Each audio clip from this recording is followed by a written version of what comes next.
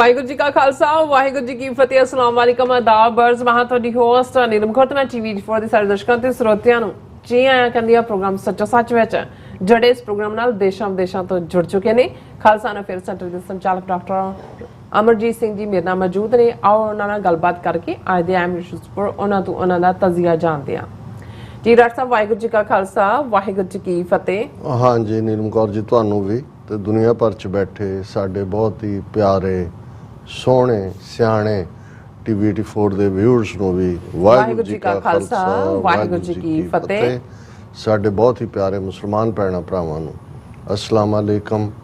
ਗੰਗਾ ਜਮਨੀ ਤਹਿਜ਼ੀਬ ਦੇ ਹਿੰਦੂ ਤਵੀਆਂ ਨੂੰ ਨਮੋ ਨਮੇ। ਜੀ ਡਾਕਟਰ ਸਾਹਿਬ ਜੀ ਆਇਆਂ ਨੂੰ ਪ੍ਰੋਗਰਾਮ ਸੱਚੋ ਸੱਚ ਵਿੱਚ ਬਹੁਤ ਸ਼ੁਕਰੀਆ ਜੀ। ਡਾਕਟਰ ਸਾਹਿਬ ਅੱਜ 26 ਜੂਨ 2024 12 ਹਾੜ ਨਾਨਕਸ਼ਾਹੀ ਸੰਮਤ 556 ਦਾ ਦਿਨ ਹੈ ਤੇ ਡਾਕਟਰ ਸਾਹਿਬ ਪ੍ਰੋਗਰਾਮ ਸ਼ੁਰੂ ਕਰਨ ਤੋਂ ਪਹਿਲਾਂ ਅਸੀਂ ਆਪਣੇ ਦਰਸ਼ਕਾਂ ਤੇ ਸਰੋਤਿਆਂ ਨੂੰ ਹਮੇਸ਼ਾ ਤਰ੍ਹਾਂ ਦੱਸਦੇ ਵੀਓ ਜੇ ਤੁਸੀਂ ਹੱਕ ਸੱਚ ਇਨਸਾਫ ਤੇ ਪੈਰਾ ਦਿੰਦਾ ਇੱਕੋ ਇੱਕ ਚੈਨਲ ਟੀਵੀ 4 ਨੂੰ ਦੇਖਣਾ ਚਾਹੁੰਦੇ ਹੋ ਤਾਂ ਤੁਸੀਂ ਦੇਖ ਸਕਦੇ ਹੋ spectrum cable, RCN cable, welcome Canada, roku, Jadoo box, ਸ਼ਾਵਾ, ਫੇਸਬੁੱਕ ਟੀਵੀ 4 ਦੀ ਐਪ ਰਾਹੀਂ online streaming and IP box ਤੇ ਤੁਸੀਂ ਟੀਵੀ 4 ਨੂੰ ਦੇਖ ਸਕਦੇ ਹੋ। ਵੀਅਰਸ ਜੇ ਤੁਸੀਂ ਟੀਵੀ 4 ਨਾਲ ਜਾਂ ਪ੍ਰੋਗਰਾਮ ਸੱਚੋ ਸੱਚ ਨਾਲ ਫੇਸਬੁੱਕ ਰਾਹੀਂ ਜੁੜੇ ਹੋ ਤਾਂ ਇਸ ਨੂੰ ਵੱਧ ਲਾਈਕ ਕਰੋ ਤੇ ਸ਼ੇਅਰ ਕਰੋ ਅਤੇ ਨਾਲ ਹੀ YouTube ਤੇ ਸਬਸਕ੍ਰਾਈਬ ਵੀ ਕਰੋ। ਇਹ ਵੀ ਦੱਸ ਦਿਓ ਕਿ ਤੁਸੀਂ ਟੀਵੀ 4 ਦੀ ਐਪ ਨੂੰ ਐਂਡਰੋਇਡ ਐਂਡ ਐਪ ਸਟੋਰ ਤੇ ਡਾਊਨਲੋਡ ਕਰਕੇ ਜੋ ਟੀਵੀ 4 ਦੀ ਲਾਈਵ ਸਟ੍ਰੀਮ ਹੈ ਇਸ ਨੂੰ ਤੁਸੀਂ 24 ਆਵਰਸ ਦੇਖ ਸਕਦੇ ਹੋ। ਸੋ ਵੀਅਰਸ ਪ੍ਰੋਗਰਾਮ ਦੀ ਸ਼ੁਰੂਆਤ ਕਰਨ ਜਾ ਰਹੇ ਹਾਂ ਅੱਜ ਦੀ ਸਪਾਂਸਰਸ਼ਿਪ ਦੇ ਵਾਲੇ ਨਾਲ ਕਿ ਅੱਜ ਦੇ ਪ੍ਰੋਗਰਾਮ ਸੱਚੋ ਸੱਚ ਨੂੰ ਸਪਾਂਸਰ ਕੀਤਾ ਗਿਆ ਹੈ ਟੈਕਸਸ ਤੋਂ ਸਰਦਾਰ ਜਸਵੀਰ ਸਿੰਘ ਪੁਰੀਅਰਾਂ ਵੱਲੋਂ। ਸੋ ਇਹਨਾਂ ਨੇ ਕੌਮ ਦੀ ਚੜ੍ਹਦੀ ਕਲਾ ਤੇ ਖਾਲਸਾ ਦੀ ਪ੍ਰਾਪਤੀ ਲਈ ਅਰਦਾਸ ਕੀਤੀ ਹੈ ਔਰ ਦਰਸ਼ਕਾਂ ਨੂੰ ਬੇਨਤੀ ਕੀਤੀ ਹੈ ਕਿ ਅਸੀਂ ਕੋਸ਼ਿਸ਼ ਕਰੀਏ ਕਿ ਇਕਮੁੱਠ ਹੋ ਕੇ ਆਪਣੀ ਸਮਰੱਥਾ ਮੁਤਾਬਿਕ ਜਿਹੜੇ ਪੰਥਕ ਕਾਰਜਾਂ ਵਿੱਚ ਹਿੱਸਾ ਪਾਈਏ ਔਰ ਗੁਰੂ ਆਪ ਸਾਹੀ ਹੋਣਗੇ ਕੌਮੀ ਘਾਟ ਦੀ ਪ੍ਰਾਪਤੀ ਜ਼ਰੂਰ ਹੋਵੇਗੀ। ਸੋ ਅੱਜ ਦੀ ਸਪਾਂਸਰਸ਼ਿਪ ਲਈ ਅਸੀਂ ਸਰਦਾਰ ਜਸਵੀਰ ਸਿੰਘ ਪੁਰੀ ਜੀ ਹੋਰਾਂ ਦਾ ਤਹਿ ਦਿਲ ਤੋਂ ਧੰਨਵਾਦ ਕਰਦੇ ਹਾਂ ਔਰ ਤੁਹਾਨੂੰ ਵੀ ਅਪੀਲ ਤੇ ਬੇਨਤੀ ਕਰਦੇ ਹਾਂ ਕਿ ਤੁਸੀਂ ਪ੍ਰੋਗਰਾਮ ਸੱਚੋ ਸੱਚ ਨੂੰ ਵੱਧ ਤੋਂ ਵੱਧ ਸਪਾਂਸਰ ਕਰੋ। ਸਪਾਂਸਰਸ਼ਿਪ ਲਈ ਤੁਸੀਂ ਸਾਨੂੰ ਕਾਲ ਕਰ ਸਕਦੇ ਹੋ ਸਾਡੇ ਫੋਨ ਨੰਬਰ ਤੇ 5166619184 ਸੇਮ ਨੰਬਰ ਤੇ WhatsApp ਕਰ ਸਕਦੇ ਹੋ। ਤੁਸੀਂ ਸਾਨੂੰ ਈਮੇਲ ਵੀ ਕਰ ਸਕਦੇ ਹੋ info@tv4.tv ਤੇ। ਸੋ ਵੀਅਰਸ ਪਹਿਲੇ ਸੈਗਮੈਂਟ ਦੇ ਵਿੱਚ ਆਪਾਂ ਗੱਲਬਾਤ ਕਰਨ ਜਾ ਰਹੇ ਹਾਂ ਕਿ ਬੀਜੇਪੀ ਪੰਜਾਬ ਦੇ ਪ੍ਰਧਾਨ ਸੁਨੀਲ ਜਾਖੜ ਨੇ ਮੀਡੀਆ ਨੂੰ ਦਿੱਤੀ ਇੱਕ ਇੰਟਰਵਿਊ ਵਿੱਚ ਕਿਹਾ ਹੈ ਕਿ ਅਕਾਲੀ ਦਲ ਦੀ ਪੰਜਾਬ ਵਿੱਚ ਹੋਂਦ ਭਾਵੇਂ ਸੁਖਬੀਰ ਬਾਦਲ ਨਾਲ ਹੋਵੇ ਭਾਵੇਂ ਉਸ ਤੋਂ ਬਿਨਾਂ ਬਹੁਤ ਜ਼ਰੂਰੀ ਹੈ। ਉਸਨੇ ਕਿਹਾ ਕਿ ਮੋਡਰੇਟ ਅਕਾਲੀ ਦਲ ਪੰਜਾਬ ਲਈ ਇੱਕ ਸੇਫਟੀ ਵੈਲਵ ਵਾਂਗ ਹੈ। ਇਸ ਦੀ ਅਣਹੋਂਦ ਵਿੱਚ ਪੰਜਾਬ ਰੈਡੀਕਲ ਵਿਚਾਰਧਾਰਾ ਯਾਨੀ ਕਿ ਖਾਲਿਸਤਾਨ ਵੱਲ ਤੁਰ ਪਵੇਗਾ। ਸੋ ਅਸੀਂ ਅੰਦਾਜ਼ਾ ਲਗਾ ਸਕਦੇ ਹਾਂ ਕਿ ਹਿੰਦੂ ਤਵੀਆਂ ਦੀ ਜਿਹੜੀ ਸੋਚ ਕਿੱਥੋਂ ਤੱਕ ਪਹੁੰਚਦੀ ਹੈ। ਸੋ ਇਸ ਬਾਰੇ ਆਪਾਂ ਗੱਲਬਾਤ ਕਰਨ ਜਾ ਰਹੇ ਹਾਂ। ਸੋ ਅਸੀਂ ਚਾਹਾਂਗੇ ਕਿ ਤੁਸੀਂ ਇਸੇ ਤਰ੍ਹਾਂ ਬਣੇ ਰਹਿਣਾ। ਦੇਖਣ ਸੁਣਨ ਲਈ ਤੁਹਾਡਾ ਸਭ ਦਾ ਬਹੁਤ ਬਹੁਤ ਧੰਨਵਾਦ ਹੈ। ਜੀ ਡਾਕਟਰ ਸਾਹਿਬ ਕੀ ਵਿਚਾਰਾਂ ਨੇ?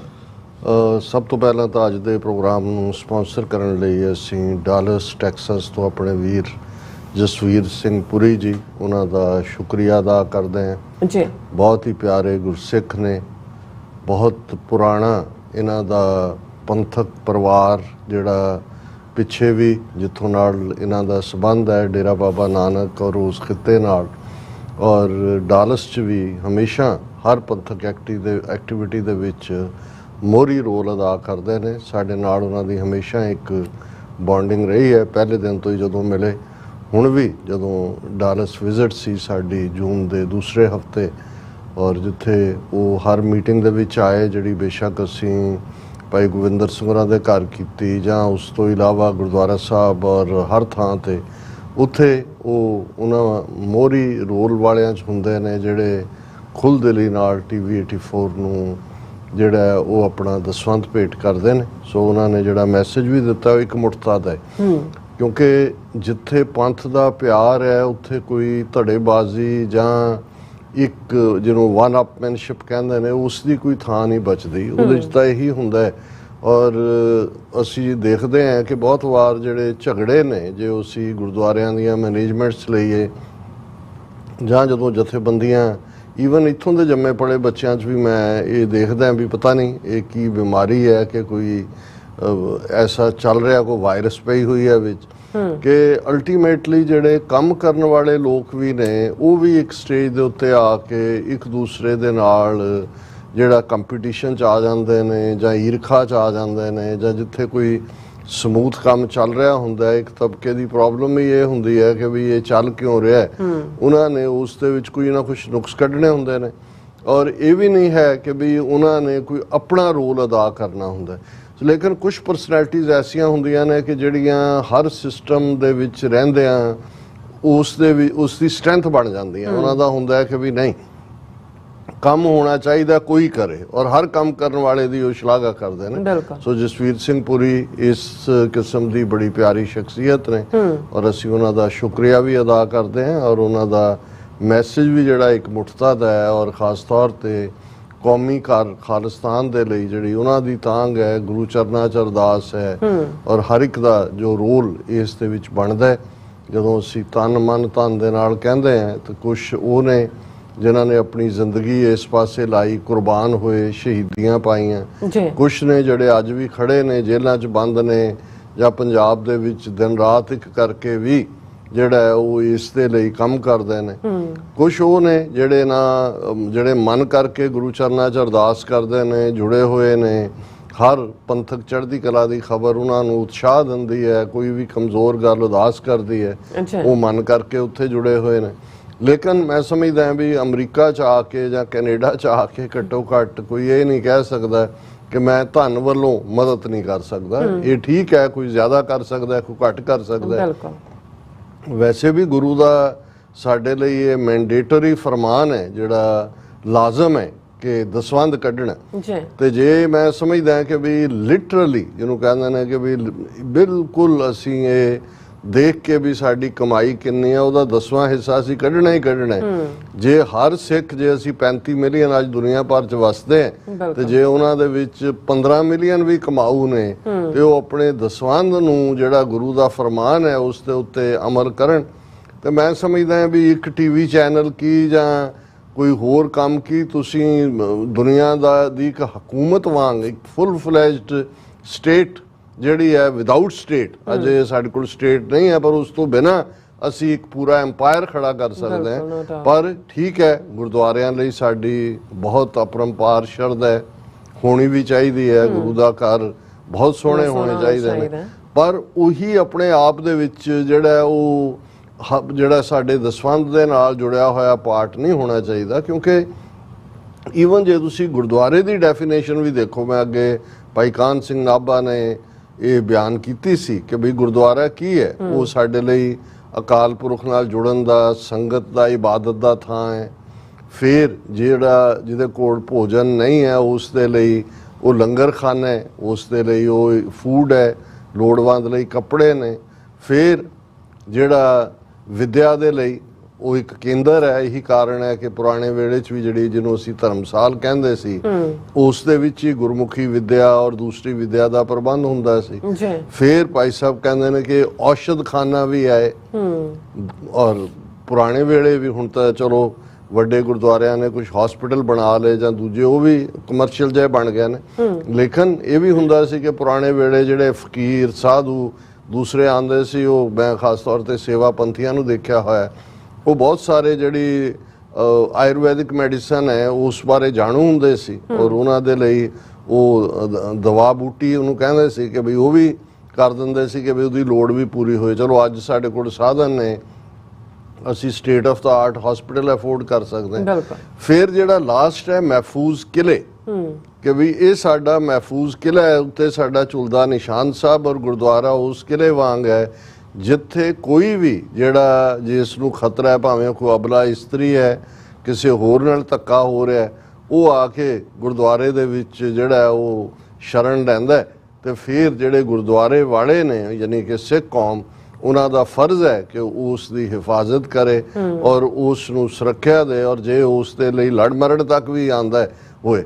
ਹੁਣ ਅਸੀਂ ਅੱਜ ਆਪਣੇ ਬਾਹਰਲੇ ਮੁਲਕਾਂ ਦੇ ਗੁਰਦੁਆਰਿਆਂ ਦਾ ਜੇ ਬਹੁਤਿਆਂ ਦਾ ਹਾਲ ਦੇਖੀਏ ਤਾਂ ਇੱਕ ਵੱਡਾ ਬਜਟ ਤਾਂ ਅਦਾਲਤਾਂ ਦੇ ਵਿੱਚ ਮੁਕੱਦਮਿਆਂ ਦੇ ਵਿੱਚ ਐਂਡ ਹੁੰਦਾ। ਫਿਰ ਜਿੱਥੇ ਤੁਸੀਂ ਜਿਹੜਾ ਮਰਜ਼ੀ ਸਿਸਟਮ ਬਣਾ ਲਓ, ਪੰਚ ਪ੍ਰਧਾਨੀ ਬਣਾ ਲਓ, ਵੋਟਾਂ ਬਣਾ ਲਓ, ਸਿਲੈਕਸ਼ਨ ਬਣਾ ਲਓ, ਉਹ ਐਂਡ ਉੱਥੇ ਹੀ ਹੁੰਦਾ ਜਾ ਕੇ। ਜਿਹਦੇ ਹੱਥ 'ਚ ਪਾਵਰ ਆਉਂਦੀ ਹੈ ਉਸ ਨੇ ਆਪਣੀ ਮੋਨੋਪੋਲੀ ਬਣਾਈ ਹੁੰਦੀ ਹੈ, ਉਹ ਦੂਸਰਿਆਂ ਨੂੰ ਜਿਹੜਾ ਉਹ ਨੇੜੇ ਨਹੀਂ ਲੱਗਣ ਦਿੰਦੇ ਹੈ। ਆਪਣੇ ਹੀ ਕਿਸਮ ਦੇ ਜਿੱਥੇ ਡਾਇਰੈਕਟਰਸ਼ਿਪ ਹੈ ਉੱਥੇ ਆਪਣੇ ਡਾਇਰੈਕਟਰ ਬਣਾਏ ਹੋਏ ਨੇ। ਤੇ ਉਹਨਾਂ ਨੂੰ ਇਹ ਭੁੱਲ ਜਾਂਦਾ ਕਿ ਇਹ ਗੁਰੂ ਦੇ ਰਾਹੀਂ ਹੈ, ਗੁਰੂ ਦੁਆਰਾ ਹੈ, ਇਹ ਹਾਊਸ ਆਫ ਲਾਈਟ ਹੈ, ਇੱਥੇ ਗੁਰੂ ਦਾ ਹੁਕਮ ਹੈ। ਉਹ ਕਹਿਣਗੇ ਜੀ ਇੱਥੇ ਤਾਂ ਜੋ ਮੈਂ ਕਹਾਂਗਾ ਉਹ ਚੱਲੇਗਾ।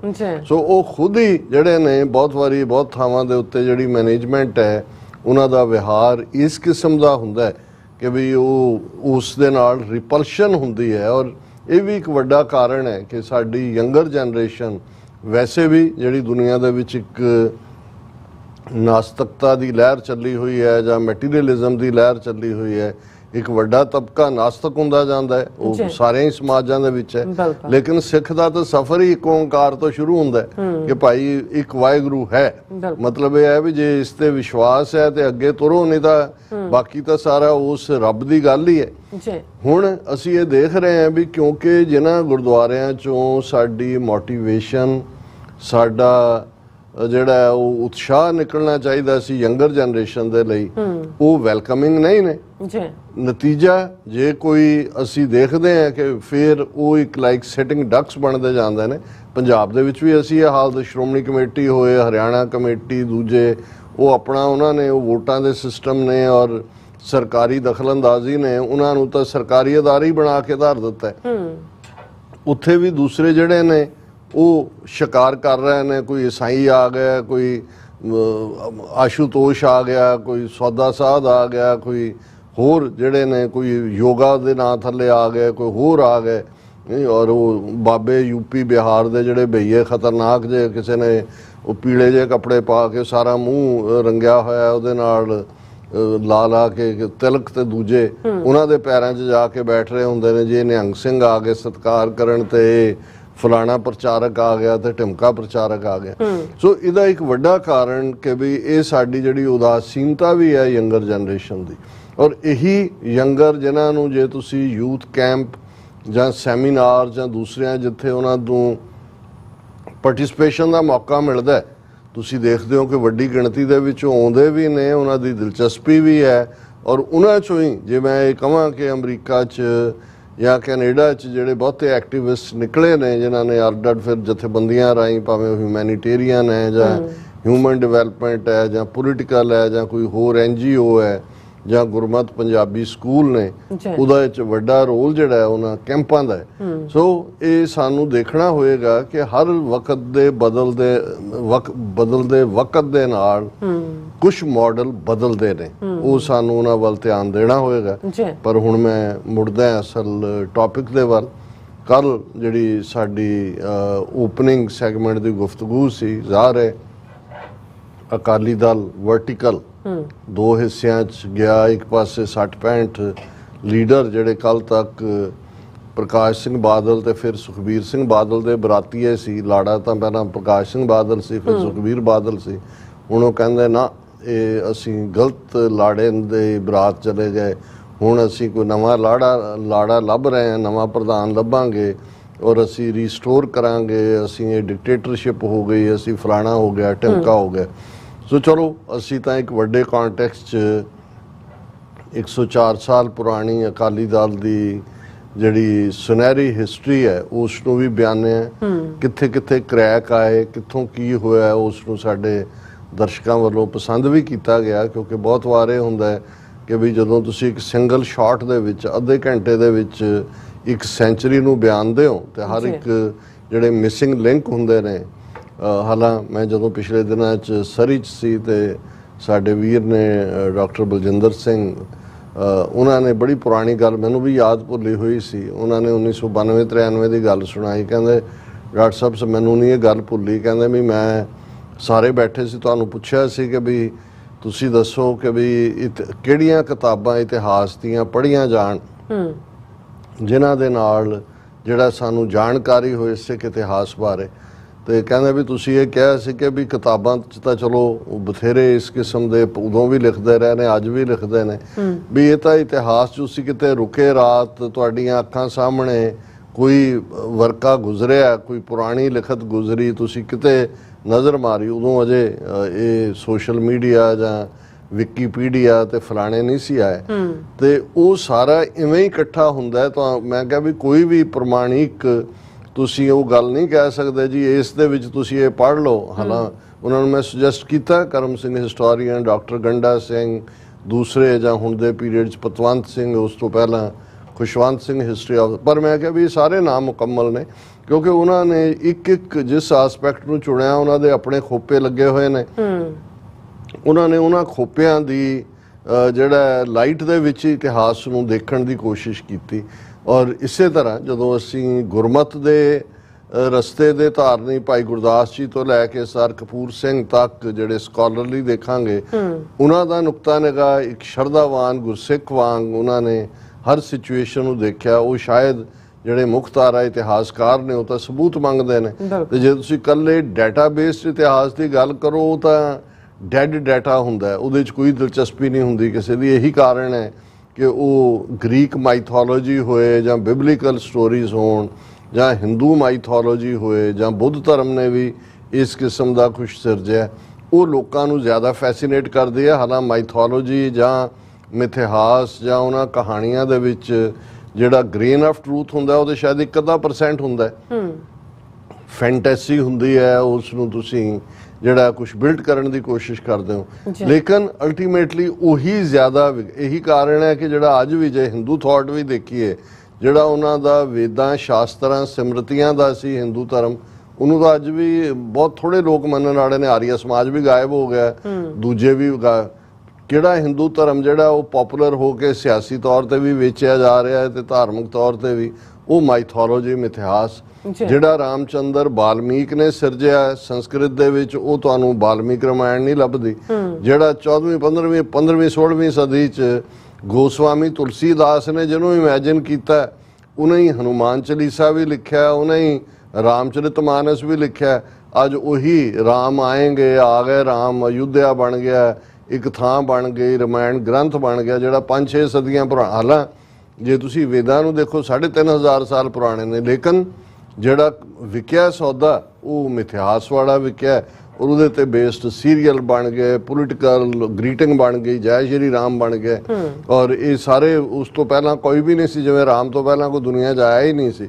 ਉਹ ਗੋਸਵਾਮੀ ਤੁਲਸੀਦਾਸ ਦਾ ਕਮਾਲ ਹੈ, ਉਹਨੇ ਹੀ ਲਿਖਿਆ, ਉਹੀ ਥਾਂ ਥਾਂ ਜਾ ਕੇ ਗਾ ਕੇ ਚੁਪਾਈਆਂ ਔਰ ਕਥਾ ਸੁਣਾਉਂਦਾ ਸੀ। ਹੌਲੀ ਹੌਲੀ ਉਹ ਆਮ ਬੰਦਿਆਂ ਦੀ ਪਹੁੰਚ ਤੱਕ ਸੀ ਔਰ ਉਵੇਂ ਹੀ ਪਪੂਲਰ ਹੋਇਆ।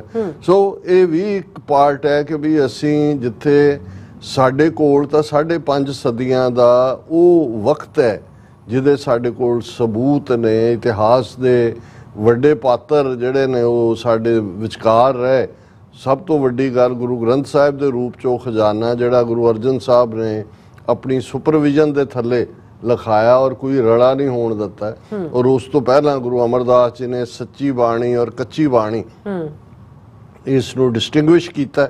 ਹੁਣ ਜਦੋਂ ਰਿਪੀਟਡਲੀ ਗੁਰੂ ਅਮਰਦਾਸ ਜੀ ਦੇ ਵੇਲੇ ਜਦੋਂ ਅਸੀਂ ਇਹ ਪੜ੍ਹਦੇ ਹਾਂ ਕਿ ਆਵੋ ਸਿੱਖ ਸਤਿਗੁਰ ਕੇ ਪਿਆਰਿਓ ਗਾਵੋ ਸੱਚੀ ਬਾਣੀ, ਬਾਣੀ ਤਾਂ ਗਾਵੋ ਗੁਰੂ ਕੇਰੀ ਬਾਣੀਆਂ ਸਿਰ ਬਾਣੀ। ਹੁਣ ਇੱਕ ਪਾਸੇ ਸੱਚੀ ਬਾਣੀ ਹੈ, ਇੱਕ ਪਾਸੇ ਕੱਚੀ। ਔਰ ਗੁਰੂ ਅਰਜਨ ਸਾਹਿਬ ਨੇ ਸੱਚੀ ਬਾਣੀ ਨੂੰ ਗੁਰੂ ਗ੍ਰੰਥ ਸਾਹਿਬ ਦੇ ਰੂਪ ਦੇ ਵਿੱਚ ਜਿਹੜਾ ਉਹ ਵਿਦਮਾਨ ਕਰ ਦਿੱਤਾ ਹੈ। 10ਵੇਂ ਪਾਤਸ਼ਾਹ ਨੇ ਜੋਤੀ ਜੋਤ ਸਮਾਨ ਤੋਂ ਪਹਿਲਾਂ ਸਭ ਸਿੱਖਣ ਕੋ ਹੁਕਮ ਹੈ ਗੁਰੂ ਮਾਨਿਓ ਗ੍ਰੰਥ, ਸਾਨੂੰ ਗੁਰੂ ਦੇ ਲੜ ਲਾਇਆ। ਹੁਣ ਇਸ ਸਭ ਦੇ ਬਾਵਜੂਦ ਜੇ ਸਾਡਾ ਇੱਕ ਵੱਡਾ ਤਬਕਾ ਗੁਰੂ ਗ੍ਰੰਥ ਸਾਹਿਬ ਨੂੰ ਛੱਡ ਕੇ ਸਾਧਾਂ ਦੇ, ਮੁਨੀਆਂ ਦੇ, ਇਹ ਫਰੌਡੀਆਂ ਦੇ, ਯੋਗੀਆਂ ਦੇ ਇੱਧਰ ਉੱਧਰ ਟੱਕਰਾਂ ਮਾਰਦਾ ਫਿਰੇ, ਜਾਂ ਇੱਕ ਤਬਕਾ ਈਸਾਈਅਤ ਵੱਲ ਤੁਰ ਰਿਹਾ ਹੋਏ ਜਾਂ ਇੱਕ ਤਬਕਾ ਨਾਸਤਿਕਤਾ ਵੱਲ ਜਾ ਰਿਹਾ ਹੋਏ, ਤਾਂ ਫਿਰ ਇਹ ਸਾਨੂੰ ਦੇਖਣਾ ਹੋਏਗਾ ਕਿ ਵੀ ਅਸੀਂ ਕਿੱਥੇ ਗਲਤੀ ਕਰ ਰਹੇ ਹਾਂ ਜਾਂ ਕਿਵੇਂ ਜਾਂ ਕਿਉਂ ਸਾਡਾ ਮੈਸੇਜ ਸਾਡੇ ਆਪਣੇ ਯੰਗਰ ਜਨਰੇਸ਼ਨ ਤੱਕ ਨਹੀਂ ਪਹੁੰਚ ਰਿਹਾ। ਸੋ ਅਸੀਂ ਕੁੱਲ ਮਿਲਾ ਕੇ ਹਾਲਾਂ ਜਦੋਂ ਅਸੀਂ ਸਪਾਂਸਰਸ਼ਿਪ ਦੀ ਗੱਲ ਕਰ ਰਹੇ ਹੁੰਦੇ ਆ, ਮੇਰੇ ਸਾਹਮਣੇ ਇੱਕ ਵੱਡਾ ਵਿਊ ਪੁਆਇੰਟ ਆ ਜਾਂਦਾ ਹੈ ਕਿ ਭਾਈ ਜਦੋਂ ਅਸੀਂ ਗੁਰੂ ਦੇ ਸਿੱਖ ਹੋਣ ਦੇ ਨਾਤੇ ਦੇਖਦੇ ਹਾਂ ਕਿ ਕਿੱਥੇ ਸਾਡਾ ਜਵਾਲ ਹੋ ਰਿਹਾ ਹੈ, ਕਿੱਥੇ ਸਾਡੇ 'ਚ ਗਿਰਾਵਟ ਹੈ, ਡੀਜਨਰੇਸ਼ਨ ਹੈ, ਉਹ ਵੀ ਅਸੀਂ ਟੌਪਿਕ ਦੇ ਨਾਲ ਉਹਨੂੰ ਡਿਸਕਸ ਕਰਨਾ ਜ਼ਰੂਰੀ ਸਮਝਦੇ ਹਾਂ। ਔਰ ਜਿਵੇਂ ਕੱਲ੍ਹ ਦੇ ਪ੍ਰੋਗਰਾਮ ਬਾਰੇ ਵੀ ਬਹੁਤਿਆਂ ਨੂੰ ਇਹ ਲੱਗਾ ਕਿ ਭਾਈ ਅਕਾਲੀ ਦਲ ਦਾ ਜਲਾਲ ਔਰ ਉਸ ਤੋਂ ਜਵਾਲ, ਹੁਣ ਇਹ ਸਾਡੇ ਲਈ ਤਾਂ ਫਿਕਰ ਦਾ ਕਾਰਨ ਸੀ, ਕੱਲ੍ਹ ਵੀ ਸੀ, ਅੱਜ ਵੀ ਹੈ, ਕੱਲ੍ਹ ਨੂੰ ਵੀ ਹੋਏਗਾ। ਲੇਕਿਨ ਇਸ ਦਾ ਸਭ ਤੋਂ ਵੱਡਾ ਫਿਕਰ ਬੀਜੇਪੀ ਨੂੰ ਹੋਇਆ ਹੈ ਇਹ ਬਹੁਤਿਆਂ ਨੂੰ ਹੈਰਾਨੀ ਦੇਗਾ, ਕਿਉਂਕਿ ਈਵਨ ਇੱਕ ਦਿੱਲੀ ਦੇ ਅਕਾਲੀ ਲੀਡਰ ਉਹਨਾਂ ਨੇ ਤਾਂ ਕਿਹਾ ਕਿ ਜੀ ਇਹ ਜੋ ਦੋ ਫਾੜ ਹੋਇਆ ਹੈ ਜਾਂ ਇਹ ਲਾਈਨ ਚੱਲੀ ਹੈ ਇਹ ਤੇਰ ਤਾਂ ਬੀਜੇਪੀ ਨਾਲ ਜਾਣਾ ਚਾਹੁੰਦੀ ਹੈ। ਔਰ ਉਹਨਾਂ ਨੇ ਕਿਹਾ ਕਿ ਜਿਹੜਾ ਆਪਰੇਸ਼ਨ ਕਮਲ ਪੰਜਾਬ 'ਚ ਕਰਨਾ ਚਾਹੁੰਦੇ ਨੇ ਅਸੀਂ ਉਸ ਨੂੰ ਕਾਮਯਾਬ ਨਹੀਂ ਹੋਣ ਦੇਵਾਂਗੇ। ਬਹੁਤਿਆਂ ਨੂੰ ਤਾਂ ਇਹੀ, ਕਿਉਂਕਿ ਜਿਹੜੇ ਇਸ ਸਾਰੇ ਦੇ ਵਿੱਚ ਆਏ ਨੇ ਉਹਨਾਂ ਦੇ ਕਿਤੇ ਜਿਵੇਂ ਢੀਂਡਸਿਆਂ ਦੀ ਲਾਈਨ ਹੈ ਜਾਂ ਹੋਰ ਨੇ ਉਹ ਬੀਜੇਪੀ ਦੇ ਨਾਲ ਹੀ ਜੁੜੇ ਰਹੇ ਨੇ। ਬਾਕੀ ਜਿਹੜੇ ਨੇ ਉਹ ਹਾਰੇ ਹੋਏ, ਜਿਹੜੇ ਆਪਣੀਆਂ ਸੀਟਾਂ ਵੀ ਨਹੀਂ ਕੱਢ ਸਕੇ, ਜ਼ਮਾਨਤਾਂ ਜ਼ਬਤ ਹੋਈਆਂ ਉਸ ਕਿਸਮ ਦੇ ਲੋਕ ਵੀ ਨੇ। ਲੇਕਿਨ ਇਹ ਗੱਲ ਬੜੀ ਹੈਰਾਨੀ ਵਾਲੀ ਬਹੁਤਿਆਂ ਨੂੰ ਲੱਗੇਗੀ ਕਿ ਵੀ ਬੀਜੇਪੀ ਨੂੰ ਕਿਉਂ ਲੱਗਣ ਲੱਗ ਗਿਆ ਕਿ ਵੀ ਅਕਾਲੀ ਦਲ ਕਮਜ਼ੋਰ ਨਹੀਂ ਹੋਣਾ ਚਾਹੀਦਾ। ਔਰ ਇਹ ਕੋਈ ਹੋਰ ਨਹੀਂ ਕਹਿ ਰਿਹਾ। ਜਦੋਂ ਹੀ ਇਹ ਅੱਜ ਦੀ ਟ੍ਰਿਬਿਊਨ ਦੇ ਵਿੱਚ ਮੈਂ ਦੇਖਿਆ, ਹਾਲਾਂ ਉਹਨਾਂ ਨੇ ਇਹ ਕਿਹਾ ਕਿ ਵੀ ਇਹ ਇੰਟਰਵਿਊ ਸੁਨੀਲ ਜਾਖੜ, ਜਿਹੜੇ ਬਲਰਾਮ ਜਾਖੜ ਦਾ ਬੇਟਾ, ਕਾਂਗਰਸ ਦਾ ਵੀ ਪੰਜਾਬ ਦੇ ਵਿੱਚ ਪ੍ਰਧਾਨ, ਕਾਂਗਰਸ ਦੀ ਟਿਕਟ ਦੇ ਉੱਤੇ MP ਦੀ ਸੀਟ ਵੀ ਲੜੀ, ਹਾਰਿਆ ਔਰ ਹੁਣ ਬੀਜੇਪੀ ਜੁਆਇਨ ਕੀਤੀ ਔਰ ਬੀਜੇਪੀ ਦਾ ਪੰਜਾਬ ਦਾ ਪ੍ਰਧਾਨ, ਔਰ ਉਸ ਬਲਰਾਮ ਜਾਖੜ ਦਾ ਬੇਟਾ ਜਿਹੜਾ ਬਲਰਾਮ ਜਾਖੜ ਇੰਦਰਾ ਗਾਂਧੀ ਦਾ ਬਹੁਤ ਕਰੀਬੀ ਮਿਨਿਸਟਰ ਐਗਰੀਕਲਚਰ ਦਾ ਵੀ ਰਿਹਾ, ਸਪੀਕਰ ਪਾर्लियामेंट ਦਾ ਰਿਹਾ। और जिस बलराम जाखड़ ने ऑन रिकॉर्ड ये किया सी कि अगर भारत की एकता अखंडता के लिए 2 करोड़ सिखों को भी मारना पड़ा तो हम इससे हिचकिचाएंगे नहीं। ਉਹਦੇ ਨਾਲ ਕਿਉਂਕਿ ਟ੍ਰਿਬਿਊਨ ਇੱਕ ਡੀ ਕੋਡ ਪੰਜਾਬ ਦੇ ਥੱਲੇ ਉਹਨਾਂ ਨੇ ਕੋਈ ਸੀਰੀਅਲ ਸ਼ੁਰੂ ਕੀਤਾ ਹੋਇਆ, ਕੋਈ ਇੰਟਰਵਿਊਜ਼ ਦਾ। ਦੂਜਾ ਉਹਨਾਂ ਨੇ ਸੁਨੀਲ ਜਾਖੜ ਨੂੰ ਇੰਟਰਵਿਊ ਕੀਤਾ ਔਰ ਉਦੋਂ ਤੱਕ ਜ਼ਾਹਰ ਹੈ ਉਹਦੇ ਕੋਲ ਖਬਰ ਤਾਂ ਸੀ ਕਿ ਵੀ ਇਹ ਹੋਣ ਜਾ ਰਿਹਾ। ਹੁਣ ਉਹ ਕਿਵੇਂ ਅਕਾਲੀ ਦਲ ਦਾ ਫਿਕਰ ਕਰ ਰਿਹਾ, ਉਸ ਤੋਂ ਸਾਨੂੰ ਅੰਦਾਜ਼ਾ ਹੋਣਾ ਚਾਹੀਦਾ ਕਿ ਕਿਵੇਂ ਸਿੱਖਾਂ ਦੇ ਰੈਵੋਲੂਸ਼ਨਰੀ ਏਜੰਡੇ ਨੂੰ ਬੀਜੇਪੀ ਨੇ, ਜਿਹੜਾ ਜਦੋਂ ਪ੍ਰਕਾਸ਼ ਸਿੰਘ ਬਾਦਲ ਦੇ ਥੱਲੇ ਪੰਥਕ ਪਾਰਟੀ ਤੋਂ ਪੰਜਾਬੀ ਪਾਰਟੀ ਦੇ ਨਾਂ ਥੱਲੇ ਔਰ ਬੀਜੇਪੀ ਨਾਲ ਪਤੀ ਪਤਨੀ ਦੇ ਰਿਸ਼ਤੇ ਦੀ ਗੱਲ ਉਹਨੇ ਤੋਰੀ ਕਿ ਭਾਈ ਇਹਨਾਂ ਨੂੰ ਕਿਵੇਂ ਫਿਕਰ ਹੈ ਕਿ ਵੀ ਜੇ ਪੰਜਾਬ ਚੋਂ ਇਹ ਅਕਾਲੀਆਂ ਦੀ ਹੋਂਦ ਜਾਂ ਬਾਦਲਕਿਆਂ ਦੀ ਜਾਂ ਇਹਨਾਂ ਦੀ ਸੋਚ ਵਾਲੇ ਜਿਹੜੇ ਬਾਕੀ 60 ਬਰਾਤੀ ਇਕੱਠੇ ਕੀਤੇ ਨੇ ਉਹ ਫੇਲ ਹੋਏ ਤਾਂ ਪੰਜਾਬ ਕਿੱਧਰ ਨੂੰ ਜਾਏਗਾ। ਉਹਨਾਂ ਨੂੰ ਇਹ ਨਜ਼ਰ ਆਉਂਦਾ ਵੀ ਇਹ ਸਿੱਖਾਂ ਦੀ ਜਿਹੜੀ ਬੇਸਿਕ ਉਹਨਾਂ ਦੀ ਧਰਤੀ ਹੈ ਜਾਂ ਉਹਨਾਂ ਦਾ ਬੇਸਿਕ ਫਲਸਫਾ ਹੈ ਜਾਂ ਉਹਨਾਂ ਦਾ ਬੇਸਿਕ ਕਣ ਹੈ, ਉਹਨਾਂ ਨੇ ਹਿੰਦੂਤਵੀ ਤਾਂ ਬਣਨਾ ਨਹੀਂ ਹੈ। ਹਾਲਾਂ ਇੱਕ ਪਾਸੇ ਉਹ ਦਾਅਵਾ ਵੀ ਕਰਦੇ ਨੇ ਦੇਖੋ ਜੀ ਸਾਡੀ ਵੋਟ ਪਰਸੈਂਟੇਜ ਅਕਾਲੀਆਂ ਤੋਂ ਜ਼ਿਆਦਾ ਹੋ ਗਈ, ਪਰ ਉਹਨਾਂ ਨੂੰ ਪਤਾ ਵੀ ਸਿੱਖ ਲੜਨਗੇ। ਇਹ ਵਿੱਚ ਵਿਚਾਲੇ ਇੱਕ ਕੰਧ ਜਿਹੀ ਬਾਦਲਾਂ ਰਾਹੀਂ ਜਿਹੜੀ ਹੈ ਉਹ ਟੋਨ ਡਾਊਨ ਕਰਨ ਲਈ ਖੜੀ ਕੀਤੀ ਹੋਈ ਹੈ। ਜੇ ਇਹ ਕੰਧ ਚੱਕੀ ਗਈ ਤੇ ਸਿੱਖ ਸਿੱਧੇ ਖਾਲਿਸਤਾਨ ਤੇ ਆ ਜਾਣਗੇ, ਜਿਹਦੇ ਲਈ ਲਫ਼ਜ਼ ਇਹ ਰੈਡੀਕਲ ਯੂਜ਼ ਕਰਦੇ ਨੇ, ਰੈਡੀਕਲਾਈਜੇਸ਼ਨ ਆਫ। ਹੁਣ ਜਿਹੜਾ ਇੰਟਰਵਿਊ ਇਹਨੇ ਸੁਨੀਲ ਜਾਖੜ ਨੇ ਟ੍ਰਿਬਿਊਨ ਨੂੰ ਦਿੱਤਾ ਔਰ ਟ੍ਰਿਬਿਊਨ ਨੇ ਬਿਲਕੁਲ ਠੀਕ ਇਮਾਨਦਾਰੀ ਨਾਲ ਉਹੀ ਹੈਡਲਾਈਨ ਲਾਈ, Akali Dal with or without Sukhbir Badal is safety valve for Punjab against threat of radicalism. Sunil Jakhar Punjab BJP chief, ਕਿ ਵੀ ਅਕਾਲੀ ਦਲ ਚ ਸੁਖਬੀਰ ਬਾਦਲ ਪ੍ਰਧਾਨ ਰਹਿੰਦਾ ਹੈ ਜਾਂ ਨਹੀਂ ਰਹਿੰਦਾ ਇਹ ਕੋਈ ਮੈਟਰ ਨਹੀਂ ਕਰਦਾ, ਪਰ ਇਹ ਸੇਫਟੀ ਵੈਲਵ ਹੈ ਪੰਜਾਬ ਦਾ। ਜੇ ਇਹ ਗਿਆ ਤੇ ਇਹਦਾ ਮਤਲਬ ਹੈ ਕਿ ਪੰਜਾਬ ਤਾਂ ਖਾਲਿਸਤਾਨ ਬਣ ਜਾਏਗਾ। ਔਰ ਆਲਰੇਡੀ ਉਹਨਾਂ ਨੂੰ ਏਜੰਸੀਆਂ ਨੂੰ ਇਹ ਨਜ਼ਰ ਆ ਗਿਆ ਜੋ ਖਡੂਰ ਸਾਹਿਬ ਦਾ ਜਾਂ ਫਰੀਦਕੋਟ ਦਾ ਇਹ ਟੈਂਪਰੇਚਰ ਹੁੰਦਾ, ਤੁਸੀਂ ਦੇਖ ਰਹੇ ਹੁੰਦੇ ਹੋ ਵੀ ਧਰਤੀ ਦਾ ਖਮੀਰ ਬਦਲ ਰਿਹਾ ਹੈ ਔਰ ਬਿਲਕੁਲ ਜਿਹੜੀ ਬਦਜ਼ਨੀ ਇਹਨਾਂ ਦੇ ਨਾਲ ਤਾਂ ਹੋ ਹੀ ਰਹੀ ਹੈ। ਔਰ ਇਹ ਇੰਟਰਵਿਊ ਉਹਨੇ ਦੇ ਵਿੱਚ ਇਹ ਕਿਹਾ ਕਿ ਭਾਈ ਇਹ, ਔਰ ਮੈਂ ਉਹਦੀ ਸਟੇਟਮੈਂਟ ਹੀ ਰਿਪੀਟ ਕਰਨਾ ਚਾਹੁੰਦਾ ਕਿ in the interview with Tribune he said SAD with or without Sukhbir Badal was a safety valve for Punjab against the rising threat of radicalism। Rising threat ਇਸ ਲਈ ਹੈ ਉਹਨਾਂ ਨੂੰ ਨਜ਼ਰ ਆ ਰਿਹਾ ਵੀ ਖਡੂਰ ਸਾਹਿਬ ਦੇ ਨਤੀਜੇ ਕੀ ਨੇ, ਫਰੀਦਕੋਟ ਦੇ ਕੀ ਨੇ। ਹੁਣ ਇਹਨਾਂ ਨੂੰ ਇਹ ਵੀ ਪਤਾ ਹੈ ਵੀ ਬੀਜੇਪੀ ਦੀ ਹੋਂਦ ਪੰਜਾਬ 'ਚ ਪੋਲਰਾਈਜੇਸ਼ਨ, ਧਰੁਵੀਕਰਨ ਹੈ, ਹਿੰਦੂਆਂ ਸਿੱਖਾਂ ਨੂੰ ਲੜਾ ਦਿਓ। ਉਹ ਕਹਿੰਦਾ ਹੈ ਹਿੰਦੂਆਂ ਸਿੱਖਾਂ ਦੀ ਲੜਾਈ ਕੋਈ ਗੱਲ ਨਹੀਂ, ਧਰੁਵੀਕਰਨ ਠੀਕ ਹੈ। ਔਰ ਉਹਦੀ ਸਟੇਟਮੈਂਟ ਹੈ radicalization is more dangerous than polarization, both the central state made mistake on farmers issue। ਉਹਦਾ ਕਵਰ ਅਪ ਕਰ, ਉਹ ਕਹਿੰਦਾ ਵੀ ਧਰੁਵੀਕਰਨ ਹੋ ਲੈਣ ਦਿਓ, ਕੋਈ ਗੱਲ ਨਹੀਂ ਹੈ, ਲੇਕਿਨ ਇਹ ਜਿਹੜੀ ਰੈਡੀਕਲਾਈਜੇਸ਼ਨ ਹੈ ਇਹ ਤਾਂ ਧਰੁਵੀਕਰਨ ਤੋਂ ਵੀ ਖਤਰਨਾਕ। ਇਹਦਾ ਮਤਲਬ ਜੇ ਸਿੱਖ ਸਾਰੇ ਇਕੱਠੇ ਹੋ ਕੇ ਅਕਾਲੀ ਦਲ ਦੇ ਉਸ ਜੋ ਇਹਨਾਂ ਨੇ ਉਸ ਨੂੰ ਇੱਕ ਵਿਚਕਾਰ ਮੰਕੀ ਰੈਂਚ ਸੁੱਟਿਆ ਹੋਇਆ ਹੈ ਨੁਕਸਾਨ ਕੰਟਰੋਲਣ ਲਈ ਜਾਂ ਸਿੱਖਾਂ ਨੂੰ ਕਾਬੂ ਕਰਨ ਲਈ ਜਾਂ ਮੋਡਰੇਟ ਰੱਖਣ ਦੇ ਲਈ, ਉਹਨੇ ਕਿਹਾ ਉਹ ਤਾਂ ਬਹੁਤ ਖਤਰਨਾਕ ਹੋ ਜਾਏਗਾ ਰੈਡੀਕਲਾਈਜੇਸ਼ਨ। ਹੁਣ ਉਸ ਦੇ ਵਿੱਚ ਕਹਿ ਰਿਹਾ ਕਿ ਦਾ ਅਕਾਲੀ ਦਲ ਇਸ ਹੁਣ ਇੱਕ ਐਨਮੀ ਦਾ ਜੇ ਦੀ ਪਾਰਟੀ ਦਾ ਚੀਫ ਬੋਲ ਰਿਹਾ, ਉਹ ਤੋਂ ਤੁਸੀਂ ਅੰਦਾਜ਼ਾ ਲਾਓ ਵੀ ਕਿੰਨੀ ਦੂਰ ਦੀ ਸੋਚਦੇ ਨੇ। ਅਸੀਂ ਤਾਂ ਆਪਣਾ ਫਿਕਰ ਕਰ ਰਹੇ ਹਾਂ ਕਿ ਜੀ ਇਤਿਹਾਸਕ ਪਾਰਟੀ 104 ਸਾਲ ਪੁਰਾਣੀ, ਉਹਦਾ ਪੰਥ ਦੀ ਹਵਾ। ਉਹ ਇਹ ਕਹਿ ਰਿਹਾ Akali Dal is not just another regional party. I am of the view even today that a strong Akali Dal is a representative political body of Akal Takht and the Panth. ਕਿ ਅਕਾਲੀ ਦਲ ਰਿਪਰੈਜ਼ੈਂਟ ਕਰਦਾ ਪੰਥ ਨੂੰ। ਹੁਣ ਸੁਨੀਲ ਜਾਖੜ ਨੂੰ ਜਾਂ ਬੀਜੇਪੀ ਨੂੰ ਕਿੱਥੋਂ ਪੰਥ ਤੇ ਅਕਾਲ ਤਖਤ ਦਾ ਫਿਕਰ ਪੈ ਗਿਆ? ਕਿਉਂਕਿ ਉਹ ਇਹ ਸਮਝਦੇ ਨੇ ਕਿ ਅਲਟੀਮੇਟਲੀ ਸੁਰ ਤਿੱਖੇ ਹੋਣਗੇ ਸਿੱਖਾਂ ਦੇ ਕਿ ਭਾਈ ਕਰਕੇ ਦੇਖ ਲਿਆ ਕਾਂਗਰਸ ਨੇ ਤਾਂ ਪਹਿਲਾਂ ਹੀ ਜੋ ਸਾਡੇ ਨਾਲ ਕੀਤਾ ਸੀ, ਆ ਪਤਨੀ ਵੀ ਬਣ ਕੇ ਦੇਖ ਲਿਆ ਉਹਨੇ, ਸਾਰੇ ਹੱਕ ਪਤੀ ਨੂੰ ਦੇ ਕੇ ਬੀਜੇਪੀ ਨੂੰ ਅਨਕੰਡੀਸ਼ਨਲ ਸਪੋਰਟ ਦੇ ਕੇ। ਹੁਣ ਇਸ ਤੋਂ ਬਿਨਾਂ ਹੋਰ ਕੋਈ ਚਾਰਾ ਨਹੀਂ ਹੈ।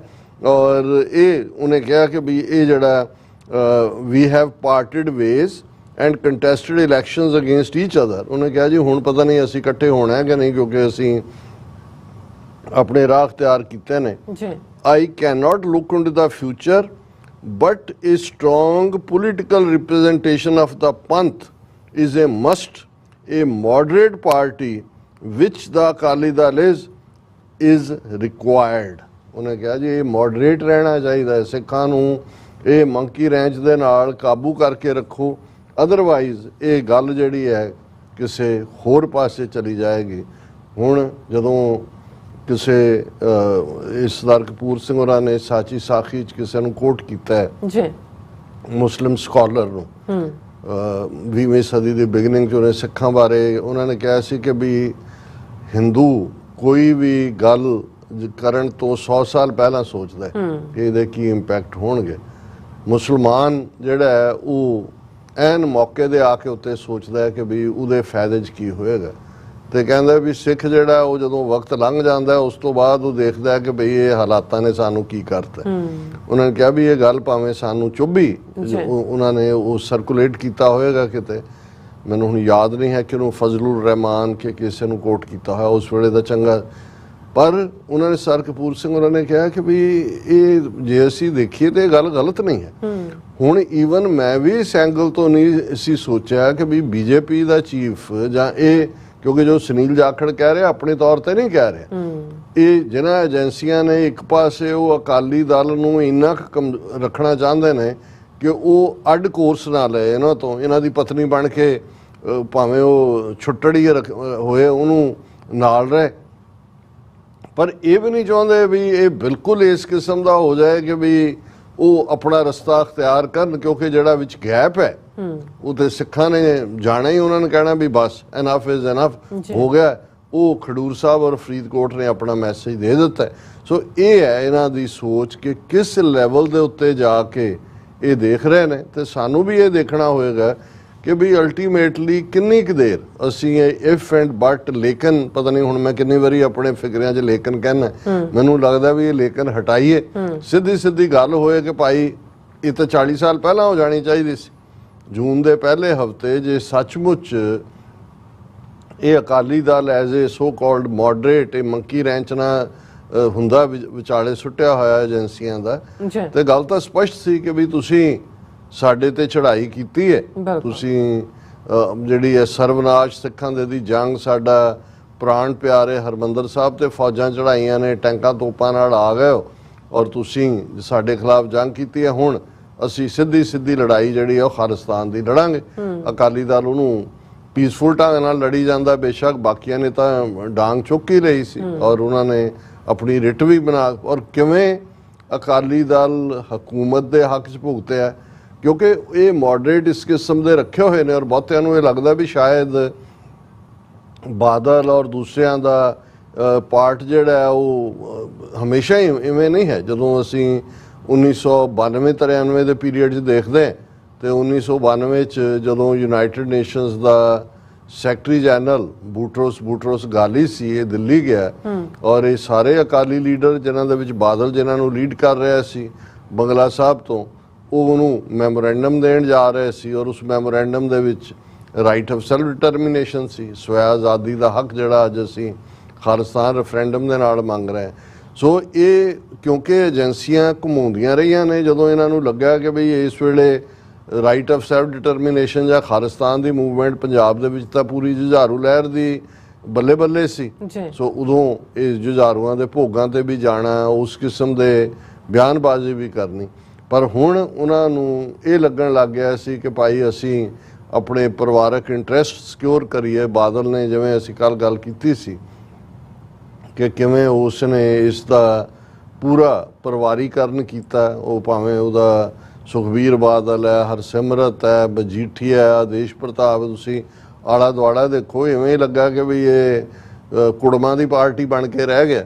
ਸੋ ਮੈਨੂੰ ਇਹ ਲੱਗਾ ਵੀ ਸੁਨੀਲ ਜਾਖੜ ਦੇ ਇਸ ਪਾਰਟ ਨੂੰ ਦੇਖਦੇ ਹਾਂ ਅਸੀਂ ਜ਼ਰੂਰ ਇਸ ਗੱਲ ਨੂੰ ਵੀ ਡਿਸਕਸ ਕਰੀਏ ਕਿ ਭਾਈ ਇਹ ਜਿਹੜੀ ਹਿੰਦੂਤਵੀ ਸੋਚ ਹੈ ਉਹ ਕਿਵੇਂ ਸੋਚ ਰਹੀ ਹੈ ਇਹਨਾਂ ਸਾਰੀਆਂ ਡਿਵੈਲਪਮੈਂਟਸ। ਜੀ ਡਾਕਟਰ ਸਾਹਿਬ ਤੁਹਾਡਾ ਬਹੁਤ ਧੰਨਵਾਦ। ਸੋ ਥੱਲੇ ਨੇ ਬ੍ਰੇਕ ਤੇ ਜਾਣ ਤੋਂ ਪਹਿਲਾਂ ਅਸੀਂ ਦਰਸ਼ਕਾਂ ਤੇ ਸਰੋਤਿਆਂ ਨੂੰ ਅਪੀਲ ਤੇ ਬੇਨਤੀ ਕਰ ਦਈਏ, ਵਿਊਅਰਸ, ਜਿਸ ਤਰ੍ਹਾਂ ਤੁਸੀਂ ਜਾਣਦੇ ਹੋ ਕਿ ਟੀਵੀ 84 ਇੱਕ ਪੰਥਕ ਚੈਨਲ ਹੈ। ਟੀਵੀ 84 ਦੀ ਚੜ੍ਹਦੀ ਕਲਾ ਲਈ ਵੱਧ ਤੋਂ ਵੱਧ ਡੋਨੇਟ ਕਰੋ। ਡੋਨੇਟ ਕਰਨ ਲਈ ਸਾਡੀ ਵੈਬਸਾਈਟ tv84.tv ਤੇ ਜਾ ਕੇ ਪੇਪਲ ਦੀ ਵਰਤੋਂ ਕਰਕੇ ਵਨ ਟਾਈਮ ਡੋਨੇਟ ਕਰ ਸਕਦੇ ਹੋ, ਮੰਥਲੀ ਡੋਨੇਟ ਵੀ ਕਰ ਸਕਦੇ ਹੋ।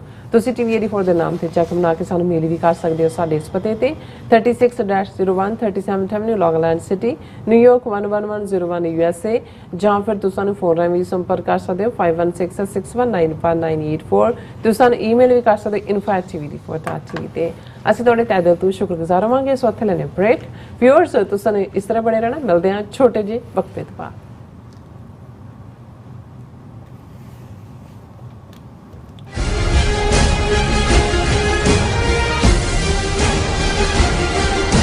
ਮਰਨ ਮੁਰਸਾ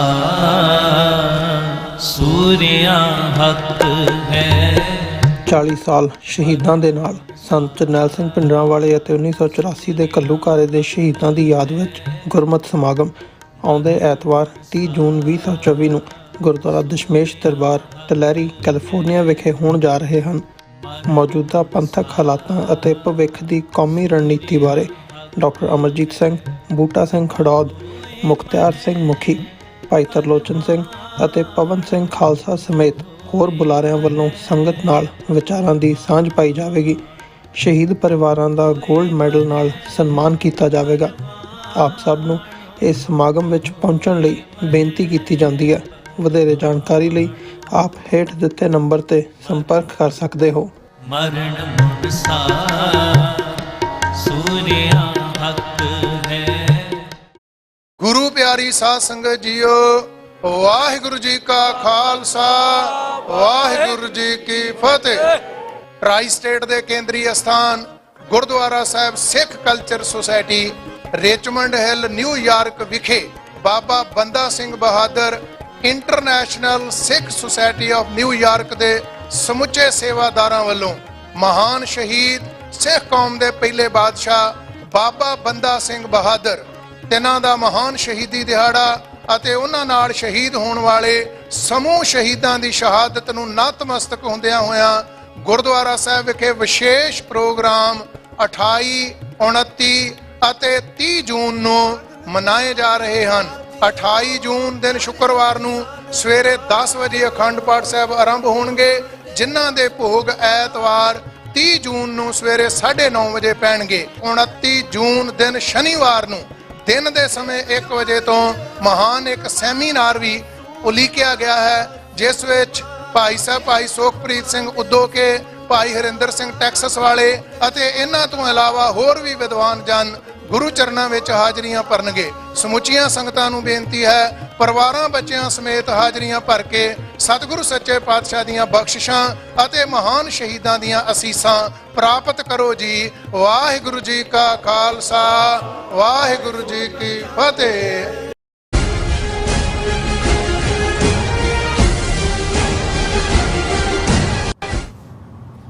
ਦਰਸ਼ਕੋ, ਬ੍ਰੇਕ ਤੋਂ ਬਾਅਦ ਤੁਹਾਡਾ ਸਭ ਦਾ ਭਰਪੂਰ ਸਵਾਗਤ ਹੈ। ਸੋ ਵੀਅਰਸ, ਗੱਲਬਾਤ ਕਰਨ ਜਾ ਰਹੇ ਹਾਂ ਕਿ ਅਮਰੀਕਾ ਦੇ deputy secretary of state mister Kurt Campbell ਨੇ ਕਿਹਾ ਹੈ ਕਿ ਅਸੀਂ ਆਪਣੇ ਭਾਰਤ ਦੌਰੇ ਦੌਰਾਨ ਭਾਰਤ ਨੂੰ ਸਿੱਧੇ ਤੌਰ ਤੇ ਸਪਸ਼ਟ ਤੌਰ ਤੇ ਕਿਹਾ ਹੈ ਕਿ ਅਮਰੀਕਾ ਭਾਰਤ ਤੋਂ ਗੁਰਪਤਵੰਤ ਸਿੰਘ ਪੰਨੂ ਮਰਡਰ ਪਲੋਟ ਦੀ ਜਵਾਬਦੇਹੀ ਮੰਗਦਾ ਹੈ। ਸੋ ਯਾਦ ਰਹੇ, ਹਾਲ ਹੀ ਵਿੱਚ ਮਿਸਟਰ ਕਲਟ ਕੈਬਲ ਅਤੇ ਅਮਰੀਕਾ ਦੇ ਸੁਰੱਖਿਆ ਸਲਾਹਕਾਰ ਜੈਕ ਸਲੀਵਾਨ ਭਾਰਤ ਦੇ ਦੌਰੇ ਤੇ ਗਏ ਹਨ। ਸੋ ਇਸ ਬਾਰੇ ਆਪਾਂ ਗੱਲਬਾਤ ਕਰਨ ਜਾ ਰਹੇ ਹਾਂ।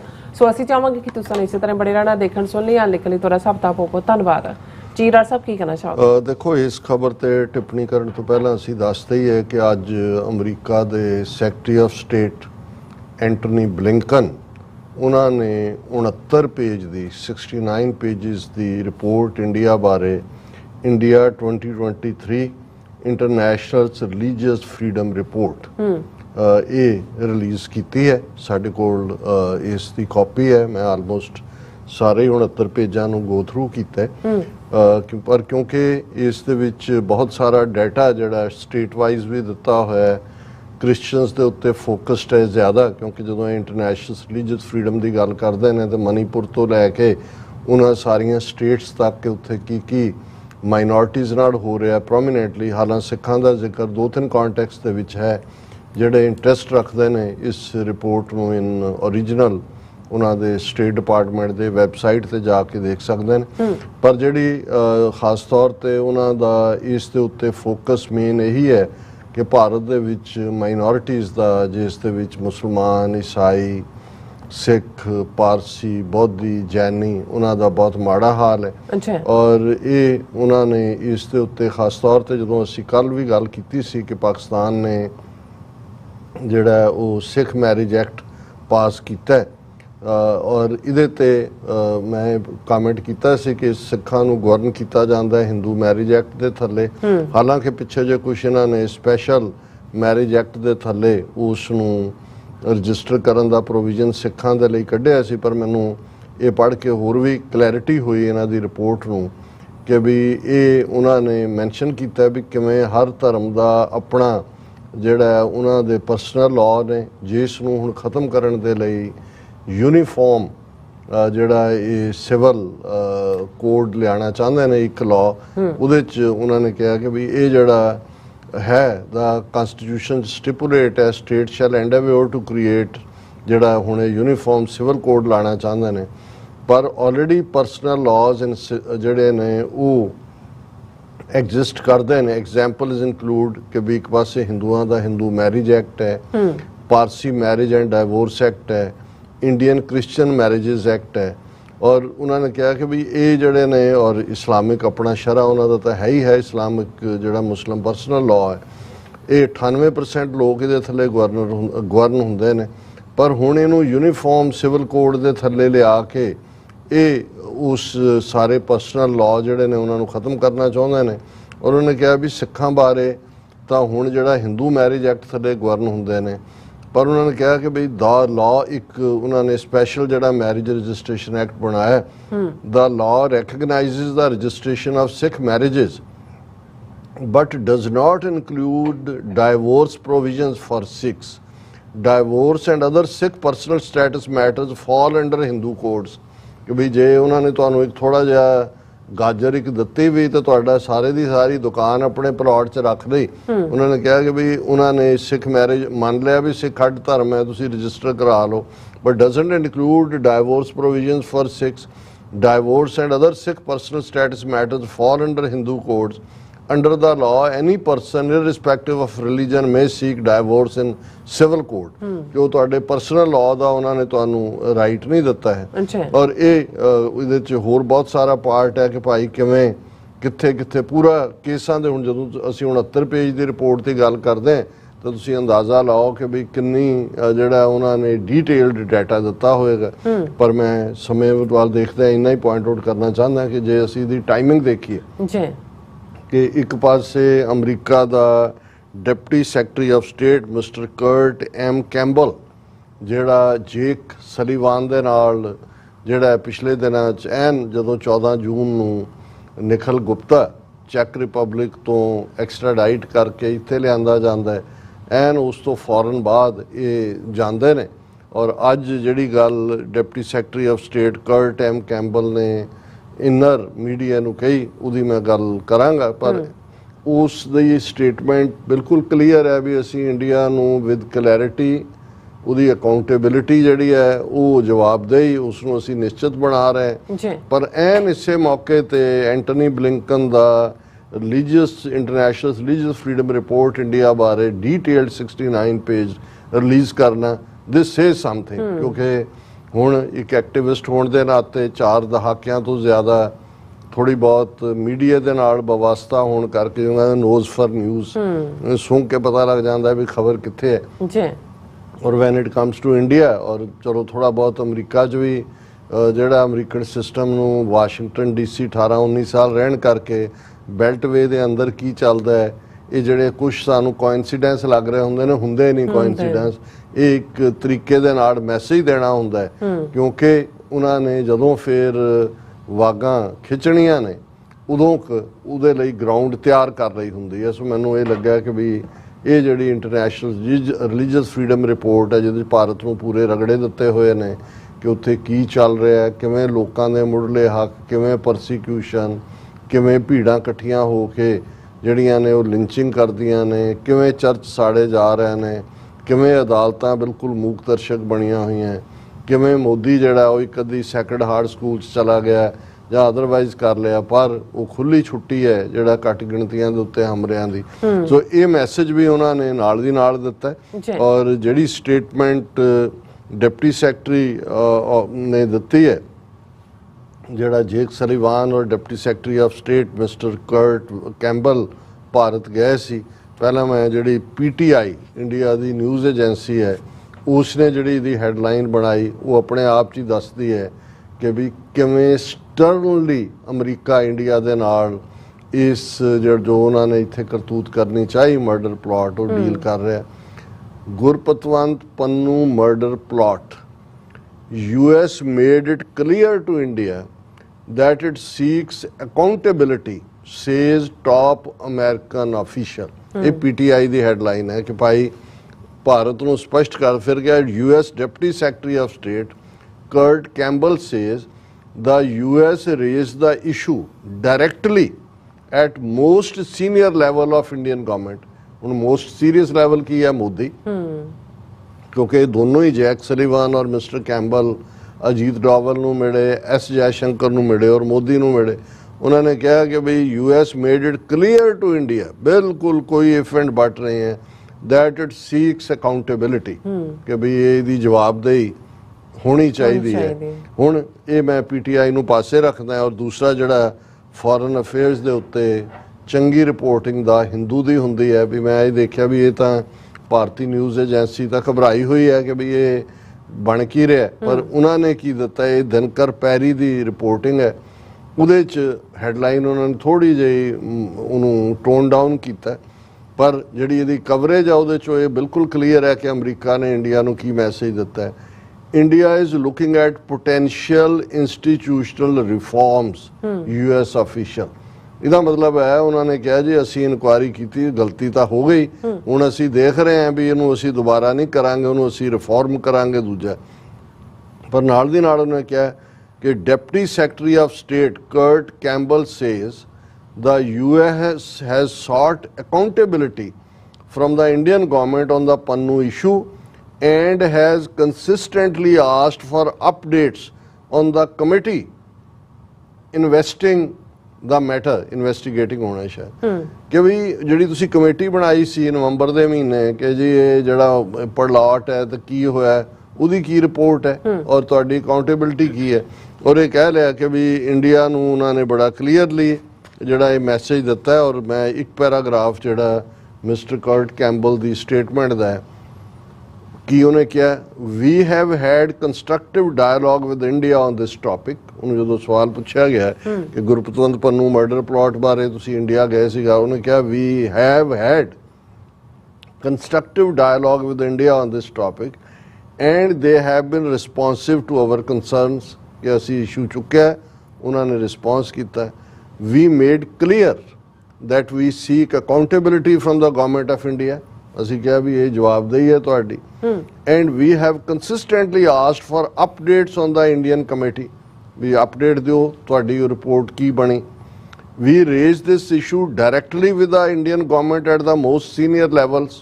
ਸਿੱਧਾ ਅਸੀਂ ਸਵਾਲ ਚੁੱਕੇ most senior prime minister means between our two countries. ਫਿਰ Mr. Campbell said, we also believe that Indian colleagues are looking carefully at what potential institutional reforms might be necessary in the wake of some of these allegations and reports. ਕਿ ਉਹਨਾਂ ਨੂੰ ਵੀ ਇਹ ਪਤਾ ਹੋਣਾ ਚਾਹੀਦਾ ਕਿ ਵੀ ਉਹ ਕੀ ਦਾ ਉਹਨਾਂ ਨੇ ਰਿਫਾਰਮ ਕਰਨਾ ਹੈ ਜੀ those discussions continue between the US and India. ਮਤਲਬ ਇਹ ਵੀ ਗੱਲ ਮੁੱਕੀ ਨਹੀਂ ਹੈ ਉੱਥੇ ਵੀ ਅਸੀਂ ਕੰਨ ਫੜ ਕੇ ਜਿਹੜਾ ਕੰਨ ਮਰੋੜੇ ਨੇ ਬਾਹ ਉਹਨਾਂ ਦੀ ਪਿੱਠ ਨਾਲ ਲਾਈ ਹੋਈ ਹੈ ਉਹਨਾਂ ਦੀ ਜਵਾਬਦੇਹੀ ਹੈ ਔਰ ਫਿਰ ਜਿਹੜਾ ਗੋਲ ਮੋਲ ਜੇ ਇੰਡੀਆ ਰਸ਼ੀਆ ਟਾਈਜ਼ ਕੀ ਨੇ ਔਰ ਅਦਰਵਾਈਜ਼ ਕੀ ਹੈ ਸੋ ਅਸੀਂ ਇਹ ਸਮਝਦੇ ਹਾਂ ਵੀ ਜਿਹੜਾ ਇੱਕ ਕੰਸਰਨ ਸੀ ਕਿ ਵੀ ਸ਼ਾਇਦ ਇੱਕ ਪਾਸੇ ਅਮਰੀਕਾ ਧੜ ਡਿਫੈਂਸ ਡੀਲਸ ਔਰ ਲੌਜਿਸਟਿਕਸ ਔਰ ਦੂਸਰੇ ਤੀਸਰੇ ਕਰ ਰਿਹਾ ਵੀ ਕਿਤੇ ਇਹ ਤਾਂ ਨਹੀਂ ਹੈ ਕਿ ਗੁਰਪਤਵੰਤ ਪੰਨੂ ਮਰਡਰ ਪਲਾਟ ਦੇ ਥੱਲੇ ਜਿਹੜਾ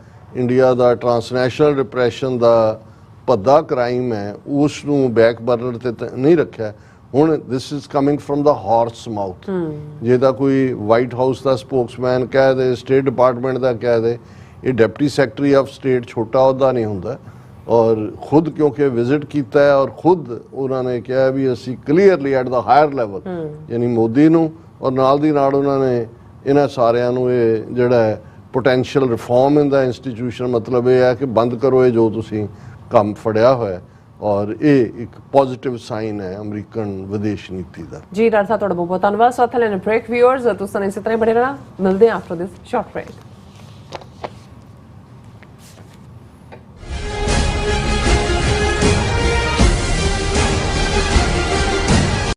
ਮਰਨ ਮੁਨਸਾ ਸੂਰਿਆ ਹੱਕ ਹੈ 40 ਸਾਲ ਸ਼ਹੀਦਾਂ ਦੇ ਨਾਲ ਸੰਤ ਜਰਨੈਲ ਸਿੰਘ ਭਿੰਡਰਾਂਵਾਲੇ ਅਤੇ 1984 ਦੇ ਘੱਲੂਘਾਰੇ ਦੇ ਸ਼ਹੀਦਾਂ ਦੀ ਯਾਦ ਵਿੱਚ ਗੁਰਮਤਿ ਸਮਾਗਮ ਆਉਂਦੇ ਐਤਵਾਰ 30 ਜੂਨ 2024 ਨੂੰ ਗੁਰਦੁਆਰਾ ਦਸ਼ਮੇਸ਼ ਦਰਬਾਰ ਟਲੈਰੀ ਕੈਲੀਫੋਰਨੀਆ ਵਿਖੇ ਹੋਣ ਜਾ ਰਹੇ ਹਨ। ਮੌਜੂਦਾ ਪੰਥਕ ਹਾਲਾਤਾਂ ਅਤੇ ਭਵਿੱਖ ਦੀ ਕੌਮੀ ਰਣਨੀਤੀ ਬਾਰੇ ਡਾਕਟਰ ਅਮਰਜੀਤ ਸਿੰਘ, ਬੂਟਾ ਸਿੰਘ ਖੜੌਦ, ਮੁਖਤਿਆਰ ਸਿੰਘ ਮੁਖੀ, ਭਾਈ ਤਰਲੋਚਨ ਸਿੰਘ ਅਤੇ ਪਵਨ ਸਿੰਘ ਖਾਲਸਾ ਸਮੇਤ ਹੋਰ ਬੁਲਾਰਿਆਂ ਵੱਲੋਂ ਸੰਗਤ ਨਾਲ ਵਿਚਾਰਾਂ ਦੀ ਸਾਂਝ ਪਾਈ ਜਾਵੇਗੀ। ਸ਼ਹੀਦ ਪਰਿਵਾਰਾਂ ਦਾ 골ਡ ਮੈਡਲ ਨਾਲ ਸਨਮਾਨ ਕੀਤਾ ਜਾਵੇਗਾ। ਆਪ ਸਭ ਨੂੰ ਇਸ ਸਮਾਗਮ ਵਿੱਚ ਪਹੁੰਚਣ ਲਈ ਬੇਨਤੀ ਕੀਤੀ ਜਾਂਦੀ ਹੈ। ਵਧੇਰੇ ਜਾਣਕਾਰੀ ਲਈ ਆਪ ਹੇਠ ਦਿੱਤੇ ਨੰਬਰ ਤੇ ਸੰਪਰਕ ਕਰ ਸਕਦੇ ਹੋ। ਮਰਨ ਮੁਨਸਾ ਸੂਰਿਆ ਹੱਕ ਹੈ।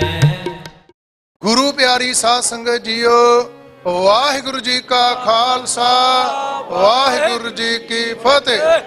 ਟਰਾਈ ਸਟੇਟ ਦੇ ਕੇਂਦਰੀ ਅਸਥਾਨ Gurdwara Sahib Sikh culture society Richmond Hill New York ਵਿਖੇ Baba Banda Singh Bahadur international Sikh society of New York ਦੇ ਸਮੁੱਚੇ ਸੇਵਾਦਾਰਾਂ ਵੱਲੋਂ ਮਹਾਨ ਸ਼ਹੀਦ ਸਿੱਖ ਕੌਮ ਦੇ ਪਹਿਲੇ ਬਾਦਸ਼ਾਹ ਬਾਬਾ ਬੰਦਾ ਸਿੰਘ ਬਹਾਦਰ ਤਿੰਨਾਂ ਦਾ ਮਹਾਨ ਸ਼ਹੀਦੀ ਦਿਹਾੜਾ ਅਤੇ ਉਹਨਾਂ ਨਾਲ ਸ਼ਹੀਦ ਹੋਣ ਵਾਲੇ ਸਮੂਹ ਸ਼ਹੀਦਾਂ ਦੀ ਸ਼ਹਾਦਤ ਨੂੰ ਨਤਮਸਤਕ ਹੁੰਦਿਆਂ ਹੋਇਆਂ ਗੁਰਦੁਆਰਾ ਸਾਹਿਬ ਵਿਖੇ ਵਿਸ਼ੇਸ਼ ਪ੍ਰੋਗਰਾਮ 28, 29 ਅਤੇ 30 ਜੂਨ ਨੂੰ ਮਨਾਏ ਜਾ ਰਹੇ ਹਨ। 28 ਜੂਨ ਦਿਨ ਸ਼ੁੱਕਰਵਾਰ ਨੂੰ ਸਵੇਰੇ 10 ਵਜੇ ਅਖੰਡ ਪਾਠ ਸਾਹਿਬ ਆਰੰਭ ਹੋਣਗੇ, ਜਿਨ੍ਹਾਂ ਦੇ ਭੋਗ ਐਤਵਾਰ 30 ਜੂਨ ਨੂੰ ਸਵੇਰੇ 9:30 ਵਜੇ ਪੈਣਗੇ। 29 ਜੂਨ ਦਿਨ ਸ਼ਨੀਵਾਰ ਨੂੰ ਦਿਨ ਦੇ ਸਮੇਂ 1 ਵਜੇ ਤੋਂ ਮਹਾਨ ਇੱਕ ਸੈਮੀਨਾਰ ਵੀ ਉਲੀਕਿਆ ਗਿਆ ਹੈ, ਜਿਸ ਵਿੱਚ ਭਾਈ ਸਾਹਿਬ ਭਾਈ ਸੁਖਪ੍ਰੀਤ ਸਿੰਘ ਉਦੋਕੇ, ਭਾਈ ਹਰਿੰਦਰ ਸਿੰਘ ਟੈਕਸਸ ਵਾਲੇ ਅਤੇ ਇਹਨਾਂ ਤੋਂ ਇਲਾਵਾ ਹੋਰ ਵੀ ਵਿਦਵਾਨ ਜਨ ਗੁਰੂ ਚਰਨਾਂ ਵਿੱਚ ਹਾਜ਼ਰੀਆਂ ਭਰਨਗੇ। ਸਮੁੱਚੀਆਂ ਸੰਗਤਾਂ ਨੂੰ ਬੇਨਤੀ ਹੈ ਪਰਿਵਾਰਾਂ ਬੱਚਿਆਂ ਸਮੇਤ ਹਾਜ਼ਰੀਆਂ ਭਰ ਕੇ ਸਤਿਗੁਰੂ ਸੱਚੇ ਪਾਤਸ਼ਾਹ ਦੀਆਂ ਬਖਸ਼ਿਸ਼ਾਂ ਅਤੇ ਮਹਾਨ ਸ਼ਹੀਦਾਂ ਦੀਆਂ ਅਸੀਸਾਂ ਪ੍ਰਾਪਤ ਕਰੋ ਜੀ। ਵਾਹਿਗੁਰੂ ਜੀ ਕਾ ਖਾਲਸਾ ਵਾਹਿਗੁਰੂ ਜੀ ਕੀ ਫਤਿਹ।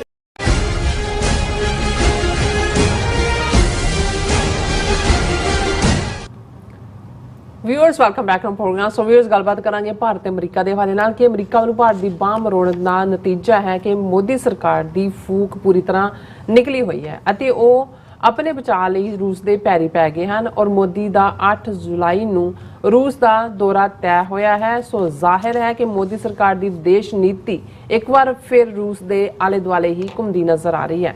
सो इस बारे आप गलबात करन जा रहे हैं। सो असीं चाहांगे कि तुसां इसी तरह बने रहना, देखण सुनण लई एंड लिखण लई तुहाडा सब दा बहुत बहुत धन्नवाद जी। डॉक्टर साहब की कहना चाहोगे? देखो, डिप्लोमैटिक वर्ल्ड ਦੇ ਵਿੱਚ ਕੁਝ ਜਿਹੜੇ ਸਿਗਨਲ ਨੇ ਉਹ ਇੰਡੀਕੇਸ਼ਨ ਹੁੰਦੀ ਹੈ ਕਿ ਮੁਲਕ ਦੀਆਂ ਨੀਤੀਆਂ ਕਿਸ ਪਾਸੇ ਨੂੰ ਨੇ।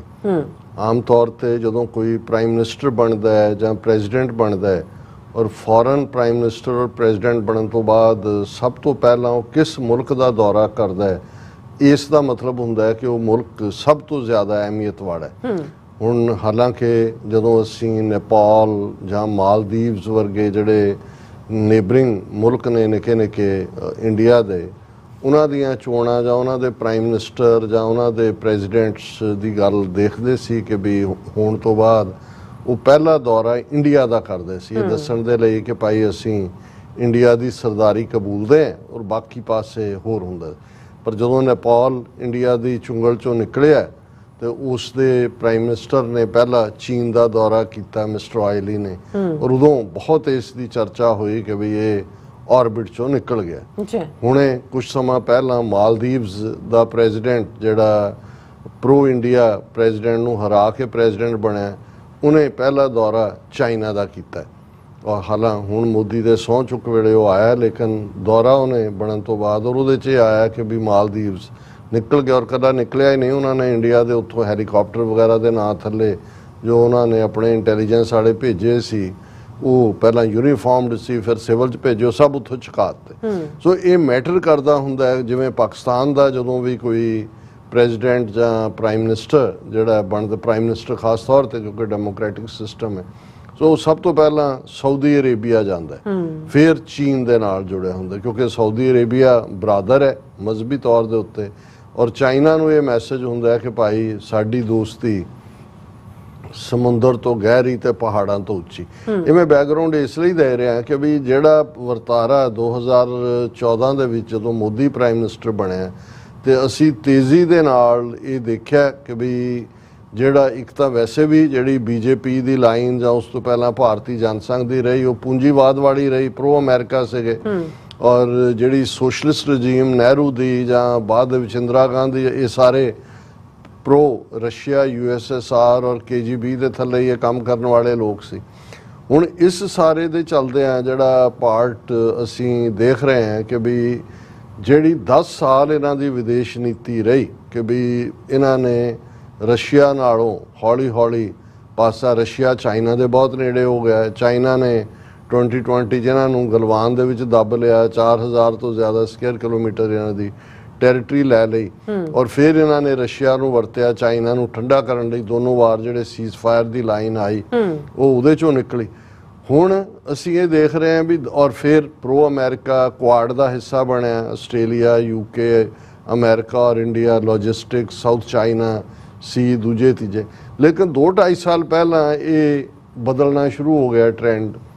ਯੂਕਰੇਨ ਵਾਰ ਨੇ ਰੰਗ ਦਿਖਾਇਆ ਜਦੋਂ ਰੂਸ ਹਮਲਾਵਰ ਸੀ। ਭਾਰਤ ਨੇ ਕਦੇ ਕੰਡੈਮ ਨਹੀਂ ਕੀਤਾ ਕਿ ਯੂਕਰੇਨ ਦੀ ਸੋਵਰਨਿਟੀ ਵਾਇਲੇਟ ਕਰ ਰਿਹਾ ਹੈ ਰਸ਼ੀਆ, ਔਰ ਭਾਰਤ ਨੇ UN ਸਿਕਿਉਰਿਟੀ ਕਾਉਂਸਲ ਹੋਏ, UN ਜਨਰਲ ਅਸੈਂਬਲੀ ਹੋਏ, ਉਹਦੇ 'ਚ ਉਹ ਸਾਰੇ ਰੈਜ਼ੋਲੂਸ਼ਨ ਰੋਕੇ ਜਿੱਥੇ ਵੀ ਉਹ ਰੋਕ ਸਕਦਾ ਸੀ।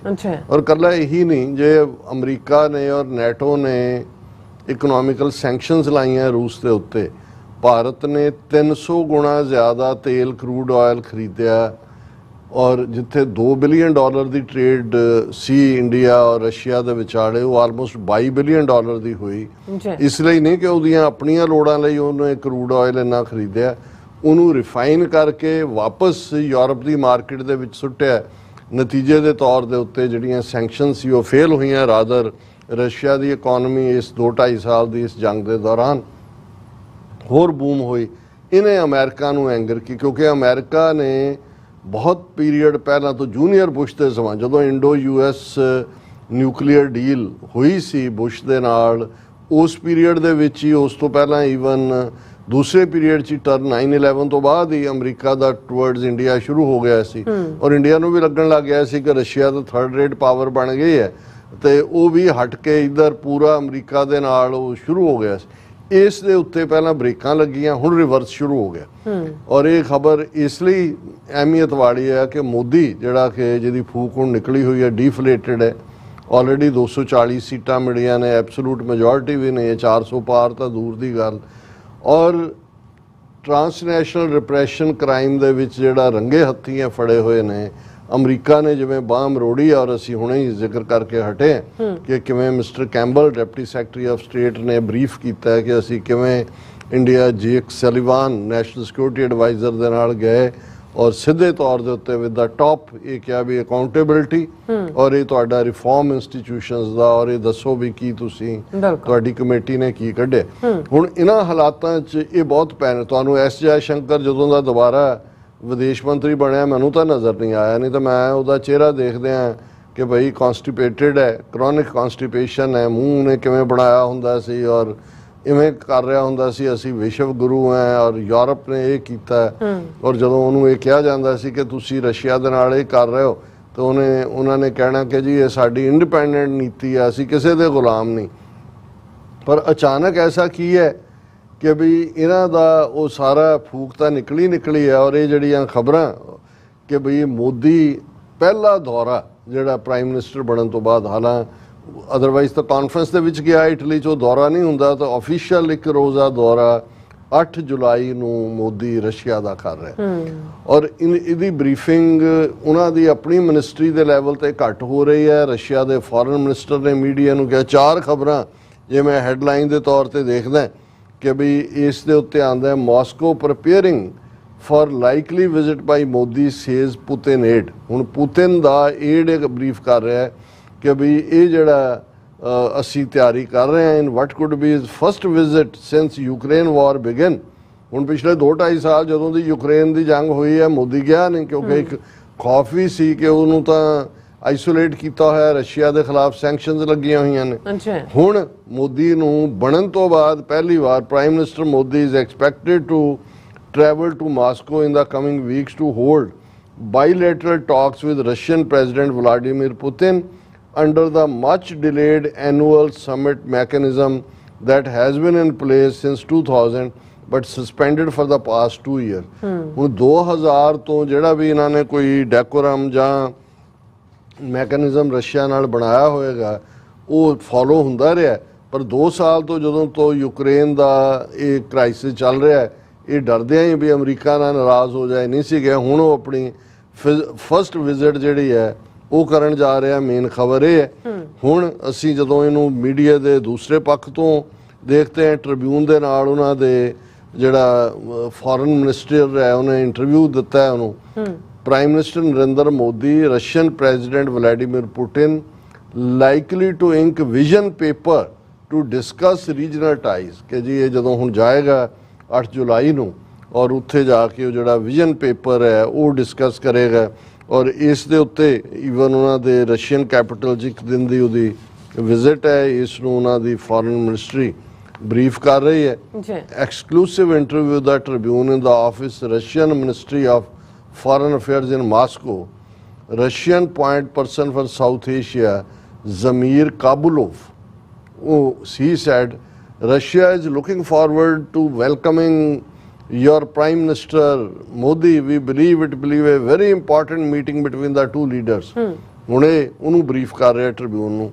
ਔਨ ਦਾ ਮਾਰਜਨਸ ਜਿਹੜਾ ਉਹਨਾਂ ਨੇ ਕਿਹਾ ਵੀ ਆਲਰੇਡੀ ਜਿਹੜੀਆਂ ਪ੍ਰਿਮਾਕੋਵ ਰੋਡਿੰਗਸ ਦੇ ਵਿੱਚ summit of ideas intellectual organized Russia ਦੀ ਪ੍ਰੈਸਟੀਜੀਅਸ ਇੰਸਟੀਚਿਊਟ ਕੋਈ global economy and international relations in Moscow, ਉਹਨਾਂ ਦਾ ਪ੍ਰੈਜ਼ੀਡੈਂਟ ਵੀ ਇਹ ਕਹਿ ਰਿਹਾ Alexander Dynkin said it is significant that India's Prime Minister is choosing Russia for his first bilateral visit abroad after he was elected the Prime Minister for the 3rd time. ਉਹਨੇ ਕਿਹਾ ਜੀ ਸਾਡੇ ਲਈ ਬੜੀ ਫਖਰ ਵਾਲੀ ਗੱਲ ਹੈ ਕਿ ਪ੍ਰਾਈਮ ਮਿਨਿਸਟਰ ਤੋਂ ਬਣਨ ਤੋਂ ਬਾਅਦ ਉਹ ਆਪਣੀ ਪਹਿਲੀ ਵਿਜ਼ਿਟ ਲਈ ਰਸ਼ੀਆ ਨੂੰ ਚੁਣ ਰਿਹਾ ਹੈ।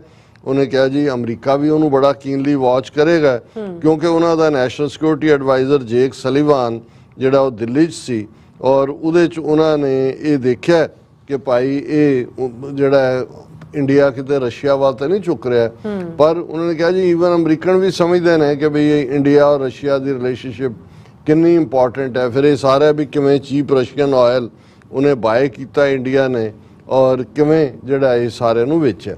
ਹੁਣ ਇਸ ਸਾਰੇ ਤੋਂ ਇੱਕ ਪਾਰਟ ਅਸੀਂ ਇਹ ਵੀ ਦੇਖਦੇ ਹਾਂ ਵੀ ਇਕੱਲਾ ਇਹੀ ਨਹੀਂ ਕਿ ਰਸ਼ੀਆ ਦੇ ਦੌਰੇ ਤੇ ਜਾ ਰਿਹਾ। ਹੁਣ ਪਿਛਲੇ ਪੀਰੀਅਡ 'ਚ ਉਹ ਚਾਈਨਾ ਜਿਹਨੂੰ ਹਮਰਾਵਰ ਦੱਸ ਕੇ ਮੂੰਹ ਚਾਈਨਾ ਲਫ਼ਜ਼ ਨਹੀਂ ਕਹਿੰਦੇ, ਲੇਕਿਨ ਉਹ ਐਸ ਜੈ ਸ਼ੰਕਰ ਤੋਂ ਜਿਹੜਾ ਹੈ ਉਹ ਨਾਰਮਲ ਨਹੀਂ। ਹੁਣ ਚਾਈਨਾ ਦਾ ਐਂਬੈਸਡਰ ਜਿਹੜਾ ਹੈ ਉਹ ਐਸ ਜੈ Chinese ambassador Xu Feihong meets Jaishankar. The meeting came days after US lawmakers on India visit called for self-determination for Tibet. उन्होंने कहा जी हुण even Chinese ambassador Mr. Xu Feikong ਜਿਹੜਾ ਦਿੱਲੀ 'ਚ ਹੈ ਉਹਨੇ ਐਸ ਜੈਸ਼ੰਕਰ ਨੂੰ ਮਿਲਿਆ ਔਰ ਇਹ ਮੀਟਿੰਗ ਵੀ ਜਿਹੜੀ ਸਾਡੇ ਕੋਲ ਇਨਸਾਈਡ ਜਾਣਕਾਰੀ ਹੈ ਇਹ ਰਸ਼ੀਆ ਨੇ ਫੈਸਿਲਿਟੇਟ ਕੀਤੀ ਹੈ। ਹੁਣ ਰਸ਼ੀਆ ਨੂੰ ਨਜ਼ਰ ਆ ਗਿਆ ਵੀ ਅਮਰੀਕਾ ਨੇ ਟਰਾਂਸਨੈਸ਼ਨਲ ਰਿਪਰੈਸ਼ਨ ਤੇ ਇਹਨਾਂ ਨੂੰ ਘੇਰ ਲਿਆ ਔਰ ਆਲਰੇਡੀ ਰਸ਼ੀਆ ਸਮਝਦਾ ਸੀ ਵੀ ਸਾਡੇ ਚੁੰਗਲ ਚੋਂ ਨਿਕਲ ਕੇ ਅਮਰੀਕਾ 'ਚ ਜਾ ਰਿਹਾ ਔਰ ਉਹਨਾਂ ਨੇ ਔਰ ਇਸ ਗੱਲ ਦਾ ਧਿਆਨ ਰਹੇ ਕਿ ਦੋਨੋਂ ਵਾਰ ਜਿਹੜੇ ਸਮਝੌਤੇ ਹੋਏ ਚਾਈਨਾ ਦੇ ਨਾਲ ਗਲੀਵਾਨ 2020 ਵੀ ਔਰ ਸੈਕੰਡ ਟਾਈਮ ਵੀ ਉਹ ਰਸ਼ੀਆ ਦੀ ਮੀਡੀਏਸ਼ਨ ਸੀ। ਸੋ ਇੰਡੀਆ ਨੂੰ ਰਸ਼ੀਆ ਕਹਿ ਰਿਹਾ ਕਿ ਵੀ ਚੀਨ ਨਾਲ ਆਪਣੇ ਸੰਬੰਧ ਨਾਰਮਲ ਕਰੋ, ਇਸ ਲਈ ਰਸ਼ੀਅਨ ਐਂਬੈਸਡਰ ਨੂੰ ਮਿਲਣ ਦਾ ਫੌਰਨ ਟਾਈਮ ਦਿੱਤਾ। ਔਰ ਇੱਕ ਜਿਹੜੇ 3 ਨੁਕਤੇ ਜੇ ਸਾਨੂੰ ਵੀਰ ਨੇ ਭੇਜੇ ਕਿ ਵੀ 3 ਵੱਡੇ ਕਾਰਨ ਇਸ ਤੋਂ ਇਲਾਵਾ ਜਿਹੜਾ ਅਸੀਂ ਕੀਤਾ ਵੀ ਮੋਦੀ ਦੀ ਵਿਜ਼ਿਟ ਦੇ, Russia is India's most dependable source of energy, defence and restrictive technologies. ਸਭ ਤੋਂ ਡਿਪੈਂਡੇਬਲ ਉਹ ਹੈ, ਇਸ ਲਈ ਮੋਦੀ ਇਹ ਕਹਿ ਰਿਹਾ ਕਿ ਜੀ ਅਸੀਂ ਬਾਜ਼ ਆਏ ਅਮਰੀਕਾ ਤੋਂ, ਅਸੀਂ ਚੱਲਦੇ ਹਾਂ ਰਸ਼ੀਆ ਵੱਲ। Russia is India's shield against China. Putin is the only world leader that President Xi will care to listen to. कि जे Chinese president किसी दी गल सुनेगा तो वो Putin दी है. Putin helped Modi twice. After 2017 Doklam crisis, Modi was worried that escalation with China would jeopardize 2019 general elections. So Modi sought 2018 Wuhan summit for peace with Xi and within a week had Sochi summit with Putin since Modi wanted him to be guarantor in the peace. उन्होंने कहा जी Wuhan summit भी हुई, ये Russia ਨੂੰ ਇਹਨਾਂ ਨੇ ਕਿਹਾ ਕਿ ਜੀ 2019 ਦੀਆਂ ਚੋਣਾਂ ਆ ਗਈਆਂ, ਕੁੱਟ ਪੈ ਰਹੀ ਹੈ ਔਰ ਇਸ ਨੂੰ ਤੁਸੀਂ ਕਰੋ। ਔਰ ਇਹਦੇ ਚੋਂ ਹੀ ਮੋਦੀ ਨੂੰ ਜਿਹੜਾ ਉਹ ਥੋੜੀ ਜਿਹੜੀ ਹੈ ਸਕੂਨ ਮਿਲਿਆ।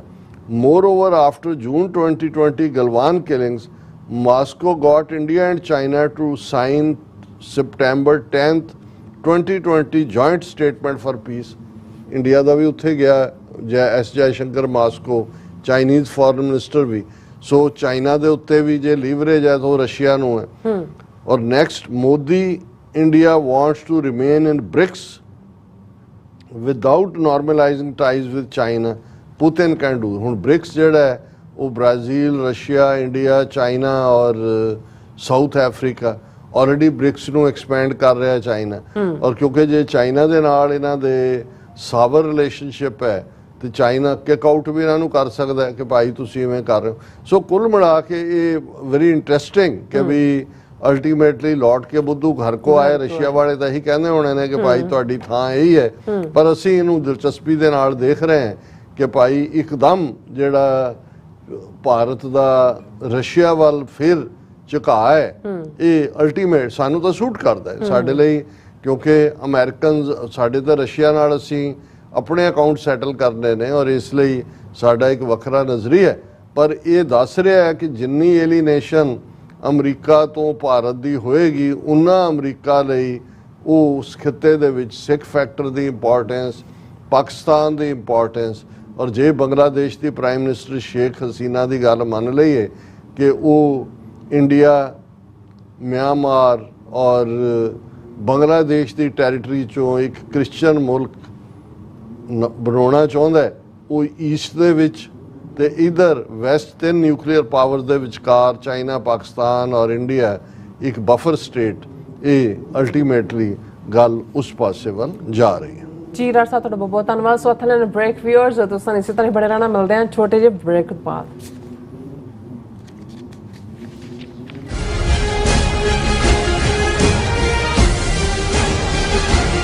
मरण मुन साच ਸੂਰਿਆ ਹੱਕ ਹੈ। 40 ਸਾਲ ਸ਼ਹੀਦਾਂ ਦੇ ਨਾਲ ਸੰਤ ਜਰਨੈਲ ਸਿੰਘ ਭਿੰਡਰਾਂਵਾਲੇ ਅਤੇ 1984 ਦੇ ਘੱਲੂਘਾਰੇ ਦੇ ਸ਼ਹੀਦਾਂ ਦੀ ਯਾਦ ਵਿੱਚ ਗੁਰਮਤਿ ਸਮਾਗਮ ਆਉਂਦੇ ਐਤਵਾਰ 30 ਜੂਨ 2024 ਨੂੰ ਗੁਰਦੁਆਰਾ ਦਸ਼ਮੇਸ਼ ਦਰਬਾਰ ਟਲੈਰੀ ਕੈਲੀਫੋਰਨੀਆ ਵਿਖੇ ਹੋਣ ਜਾ ਰਹੇ ਹਨ। ਮੌਜੂਦਾ ਪੰਥਕ ਹਾਲਾਤਾਂ ਅਤੇ ਭਵਿੱਖ ਦੀ ਕੌਮੀ ਰਣਨੀਤੀ ਬਾਰੇ ਡਾਕਟਰ ਅਮਰਜੀਤ ਸਿੰਘ, ਬੂਟਾ ਸਿੰਘ ਖੜੌਦ, ਮੁਖਤਿਆਰ ਸਿੰਘ ਮੁਖੀ, ਭਾਈ ਤਰਲੋਚਨ ਸਿੰਘ ਅਤੇ ਪਵਨ ਸਿੰਘ ਖਾਲਸਾ ਸਮੇਤ ਹੋਰ ਬੁਲਾਰਿਆਂ ਵੱਲੋਂ ਸੰਗਤ ਨਾਲ ਵਿਚਾਰਾਂ ਦੀ ਸਾਂਝ ਪਾਈ ਜਾਵੇਗੀ। ਸ਼ਹੀਦ ਪਰਿਵਾਰਾਂ ਦਾ 골ਡ ਮੈਡਲ ਨਾਲ ਸਨਮਾਨ ਕੀਤਾ ਜਾਵੇਗਾ। ਆਪ ਸਭ ਨੂੰ ਇਸ ਸਮਾਗਮ ਵਿੱਚ ਪਹੁੰਚਣ ਲਈ ਬੇਨਤੀ ਕੀਤੀ ਜਾਂਦੀ ਹੈ। ਵਧੇਰੇ ਜਾਣਕਾਰੀ ਲਈ ਆਪ ਹੇਠ ਦਿੱਤੇ ਨੰਬਰ ਤੇ ਸੰਪਰਕ ਕਰ ਸਕਦੇ ਹੋ। ਮਰਨ ਮੁਨਸਾ ਸੂਰਿਆ ਹੱਕ ਹੈ। ਗੁਰੂ ਪਿਆਰੀ ਸਾਧ ਸੰਗਤ ਜੀਓ, ਵਾਹਿਗੁਰੂ ਜੀ ਕਾ ਖਾਲਸਾ, ਵਾਹਿਗੁਰੂ ਜੀ ਕੀ ਫਤਿਹ। ਟਰਾਈ ਸਟੇਟ ਦੇ ਕੇਂਦਰੀ ਅਸਥਾਨ Gurdwara Sahib Sikh culture society Richmond Hill New York ਵਿਖੇ Baba Banda Singh Bahadur international Sikh society of New York ਦੇ ਸਮੁੱਚੇ ਸੇਵਾਦਾਰਾਂ ਵੱਲੋਂ ਮਹਾਨ ਸ਼ਹੀਦ ਸਿੱਖ ਕੌਮ ਦੇ ਪਹਿਲੇ ਬਾਦਸ਼ਾਹ ਬਾਬਾ ਬੰਦਾ ਸਿੰਘ ਬਹਾਦਰ ਤਿੰਨਾਂ ਦਾ ਮਹਾਨ ਸ਼ਹੀਦੀ ਦਿਹਾੜਾ ਅਤੇ ਉਹਨਾਂ ਨਾਲ ਸ਼ਹੀਦ ਹੋਣ ਵਾਲੇ ਸਮੂਹ ਸ਼ਹੀਦਾਂ ਦੀ ਸ਼ਹਾਦਤ ਨੂੰ ਨਤਮਸਤਕ ਹੁੰਦਿਆਂ ਹੋਇਆਂ ਗੁਰਦੁਆਰਾ ਸਾਹਿਬ ਵਿਖੇ ਵਿਸ਼ੇਸ਼ ਪ੍ਰੋਗਰਾਮ 28, 29 ਅਤੇ 30 ਜੂਨ ਨੂੰ ਮਨਾਏ ਜਾ ਰਹੇ ਹਨ। 28 ਜੂਨ ਦਿਨ ਸ਼ੁੱਕਰਵਾਰ ਨੂੰ ਸਵੇਰੇ 10 ਵਜੇ ਅਖੰਡ ਪਾਠ ਸਾਹਿਬ ਆਰੰਭ ਹੋਣਗੇ, ਜਿਨ੍ਹਾਂ ਦੇ ਭੋਗ ਐਤਵਾਰ 30 ਜੂਨ ਨੂੰ ਸਵੇਰੇ 9:30 ਵਜੇ ਪੈਣਗੇ। 29 ਜੂਨ ਦਿਨ ਸ਼ਨੀਵਾਰ ਨੂੰ ਦਿਨ ਦੇ ਸਮੇਂ 1 ਵਜੇ ਤੋਂ ਮਹਾਨ ਇੱਕ ਸੈਮੀਨਾਰ ਵੀ ਉਲੀਕਿਆ ਗਿਆ ਹੈ, ਜਿਸ ਵਿੱਚ ਭਾਈ ਸਾਹਿਬ ਭਾਈ ਸੁਖਪ੍ਰੀਤ ਸਿੰਘ ਉਦੋਕੇ, ਭਾਈ ਹਰਿੰਦਰ ਸਿੰਘ ਟੈਕਸਸ ਵਾਲੇ ਅਤੇ ਇਹਨਾਂ ਤੋਂ ਇਲਾਵਾ ਹੋਰ ਵੀ ਵਿਦਵਾਨ ਜਨ ਗੁਰੂ ਚਰਨਾਂ ਵਿੱਚ ਹਾਜ਼ਰੀਆਂ ਭਰਨਗੇ। ਸਮੁੱਚੀਆਂ ਸੰਗਤਾਂ ਨੂੰ ਬੇਨਤੀ ਹੈ, ਪਰਿਵਾਰਾਂ ਬੱਚਿਆਂ ਸਮੇਤ ਹਾਜ਼ਰੀਆਂ ਭਰ ਕੇ ਸਤਿਗੁਰੂ ਸੱਚੇ ਪਾਤਸ਼ਾਹ ਦੀਆਂ ਬਖਸ਼ਿਸ਼ਾਂ ਅਤੇ ਮਹਾਨ ਸ਼ਹੀਦਾਂ ਦੀਆਂ ਅਸੀਸਾਂ ਪ੍ਰਾਪਤ ਕਰੋ ਜੀ। ਵਾਹਿਗੁਰੂ ਜੀ ਕਾ ਖਾਲਸਾ, ਵਾਹਿਗੁਰੂ ਜੀ ਕੀ ਫਤਿਹ।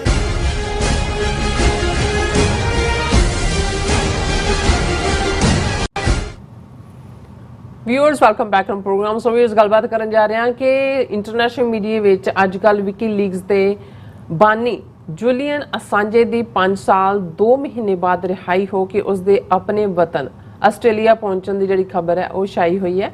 ਔਰ ਯਾਦ ਰਹੇ ਅਮਰੀਕਾ ਨੇ ਅਸਾਂਜੇ ਨੂੰ ਅਮਰੀਕਾ ਲਿਆ ਕੇ ਮੁਕੱਦਮਾ ਚਲਾਉਣ ਲਈ ਪੂਰਾ ਢਿੱਲ ਲਾਇਆ, ਜਿਸ ਵਿੱਚ ਅਮਰੀਕਾ ਸਫਲ ਨਹੀਂ ਹੋਇਆ। ਸੋ ਅਸਾਂਜੇ ਨੇ ਇਕਵਾਡੋਰ ਦੀ ਅੰਬੈਸੀ ਵਿੱਚ ਸ਼ਰਨ ਲਈ ਹੋਈ ਸੀ। ਸੋ ਹੁਣ ਸਵਾਲ ਪੈਦਾ ਇਹ ਹੁੰਦਾ ਹੈ ਕਿ ਜੇ ਜੂਲੀਅਨ ਅਸਾਂਜੇ ਨੂੰ ਆਸਟ੍ਰੇਲੀਆ ਛੁਡਵਾ ਕੇ ਲਿਆ ਸਕਦਾ ਹੈ ਤਾਂ ਲਗਭਗ ਇੰਨੇ ਸਾਲਾਂ ਤੋਂ ਹੀ ਬਿਨਾਂ ਮੁਕੱਦਮਾ ਚਲਾਏ ਭਾਰਤ ਦੀ ਤਿਹਾੜ ਜੇਲ੍ਹ ਵਿੱਚ ਰੋਲ ਰਹੇ ਬ੍ਰਿਟਿਸ਼ ਸਿਟੀਜ਼ਨ ਜੱਗੀ ਜੋਲ ਨੂੰ ਬ੍ਰਿਟਿਸ਼ ਸਰਕਾਰ ਕਿਉਂ ਆਪਣੇ ਘਰ ਵਾਪਸ ਨਹੀਂ ਲਿਆ ਸਕਦੀ? ਸੋ ਜਦੋਂ ਕਿ ਜੱਗੀ ਜੋਲ ਨੇ ਕੋਈ ਗੁਨਾਹ ਨਹੀਂ ਕੀਤਾ। ਸੋ ਇਸ ਬਾਰੇ ਆਪਾਂ ਗੱਲਬਾਤ ਕਰਨ ਜਾ ਰਹੇ ਹਾਂ। ਸੋ ਅਸੀਂ ਚਾਹਾਂਗੇ ਕਿ ਤੁਸੀਂ ਇਸੇ ਤਰ੍ਹਾਂ ਬਣੇ ਰਹਿਣਾ, ਦੇਖਣ ਸੁਣ ਲਈ ਜਾਂ ਲਿਖਣ ਲਈ ਤੁਹਾਡਾ ਸਭ ਦਾ ਬਹੁਤ ਬਹੁਤ ਧੰਨਵਾਦ। ਚੀਰਾੜ ਸਾਹਿਬ ਕੀ ਕਹਿਣਾ ਚਾਹੋਗੇ? ਦੇਖੋ, ਇੱਕ ਪੰਜਾਬੀ ਦਾ ਅਖਾਣ ਕਿ ਜਿਹੜਾ ਜਿੱਤ ਗਿਆ ਉਹ ਸਿਕੰਦਰ, ਜਿਹੜਾ ਹਾਰ ਗਿਆ ਉਹ ਬਾਂਦਰ। ਬਹੁਤ ਵਾਰੀ ਅਸੀਂ ਇਹ ਦੇਖਦੇ ਹਾਂ ਅੱਜ, ਕਿਉਂਕਿ ਪਿਛਲੇ 2 ਦਿਨ ਤੋਂ ਹੀ ਜੂਲੀਅਨ ਅਸਾਂਜੇ ਦੁਨੀਆ ਭਰ ਦੇ ਮੀਡੀਆ ਦੇ ਵਿੱਚ ਛਾਇਆ ਹੋਇਆ ਹੈ ਵੀ ਗੱਲ ਛਾਣ ਵਾਲੀ। ਔਰ ਸਾਡੇ ਇੱਕ ਵੀਰ ਨੇ ਜੂਲੀਅਨ ਅਸਾਂਜੇ ਕੌਣ ਹੈ, ਉਹਦਾ ਕੀ ਕੰਮ ਸੀ, ਇੰਨੇ ਵਰੇ ਉਹ ਇਕਵਾਡੋਰ ਦੀ ਐਮਬੈਸੀ 'ਚ ਉਹਨੇ ਸ਼ਰਨ ਲਈ ਯੂਕੇ 'ਚ। ਬੇਸਿਕਲੀ ਉਹ ਆਸਟ੍ਰੇਲੀਅਨ ਸਿਟੀਜ਼ਨ ਹੈ। ਉਸ ਦੇ ਉੱਤੇ ਮੁਕੱਦਮੇ ਦੁਨੀਆ ਭਰ 'ਚ ਦਾਇਰ ਹੋਏ। ਔਰ ਵਿਕੀਲੀਕਸ ਦਾ ਫਾਊਂਡਰ, ਕਿਉਂਕਿ ਉਹਨੇ 500,000 ਤੋਂ ਜ਼ਿਆਦਾ ਡਾਕੂਮੈਂਟ ਐਸੇ ਰਿਲੀਜ਼ ਕੀਤੇ ਜਿਹੜੇ ਹੈਕ ਕਰਕੇ ਅਮਰੀਕਨ ਡਿਫੈਂਸ ਦੇ ਔਰ ਦੂਸਰੇ, ਜਿਹਦੇ ਵਿੱਚ ਕਿਹੜੇ ਵਾਰ ਕ੍ਰਾਈਮ ਅਫਗਾਨਿਸਤਾਨ ਦੇ ਵਿੱਚ ਜਾਂ ਇਰਾਕ ਦੇ ਵਿੱਚ ਅਮਰੀਕਾ ਨੇ ਕੀਤੇ ਔਰ ਹੋਰ ਬਹੁਤ ਸਾਰੇ। ਔਰ ਇਹਨਾਂ ਨੇ ਇੰਨੇ ਮੁਕੱਦਮੇ ਬਣਾਏ ਕਿ ਜੇ ਉਹਨੂੰ ਅਮਰੀਕਾ ਲਿਆਉਣ 'ਚ ਇਹ ਕਾਮਯਾਬ ਹੋ ਜਾਂਦੇ ਤਾਂ ਘੱਟੋ ਘੱਟ 172 ਸਾਲ ਦੀ ਕੈਦ ਜੂਲੀਅਨ ਅਸਾਂਜੇ ਨੂੰ ਹੋਣੇ ਸੀ। ਔਰ ਉਹ 5 ਸਾਲ 2 ਮਹੀਨੇ ਬ੍ਰਿਟਿਸ਼ ਪ੍ਰਿਜ਼ਨ ਦੇ ਵਿੱਚ, ਉਸ ਤੋਂ ਪਹਿਲਾਂ 2-3 ਸਾਲ ਇਕਵਾਡੋਰ ਦੀ ਐਮਬੈਸੀ 'ਚ ਉਹਨੇ ਸ਼ਰਨ ਲਈ। ਔਰ ਕਿਵੇਂ ਅਖੀਰ ਜੂਲੀਅਨ ਅਸਾਂਜੇ ਨੂੰ ਗੁਪਤ ਮਿਸ਼ਨ ਜਿਹੜੀ ਆਸਟ੍ਰੇਲੀਅਨ ਗਵਰਨਮੈਂਟ ਦੇ ਔਰ ਦੂਸਰੇ ਚੱਲ ਰਹੇ ਸੀ, ਉਸ ਰਾਹੀਂ ਉਹ ਵਾਪਸ ਲੈ ਗਏ। ਉਹਨੇ ਕਿਹਾ ਕਿ ਜੀ ਮੈਂ ਜੋ ਹੈ ਇੱਕ ਜੁਰਮ ਮੈਂ ਕਬੂਲਦਾ, ਪਰ 172 ਅਮਰੀਕਾ ਨੇ ਵੀ ਦੇਖਿਆ, ਅਮਰੀਕਾ ਦੀ ਬਹੁਤ ਹੇਠੀ ਹੋ ਰਹੀ ਸੀ। ਇੱਕ ਪਾਸੇ ਤਾਂ ਖਰਚ ਹੋ ਰਿਹਾ ਸੀ, ਦੂਜੇ ਪਾਸੇ ਲੀਗਲ ਬੈਟਲਸ, ਕਿਉਂਕਿ ਦੁਨੀਆ ਦੇ ਵਿੱਚ ਜਿਹੜੇ ਸੱਚਾਈ ਪਸੰਦ ਲੋਕ ਜੂਲੀਅਨ ਅਸਾਂਜੇ ਦੇ ਹੱਕ 'ਚ ਬਹੁਤ ਮੁਜ਼ਾਹਰੇ ਹੋਏ।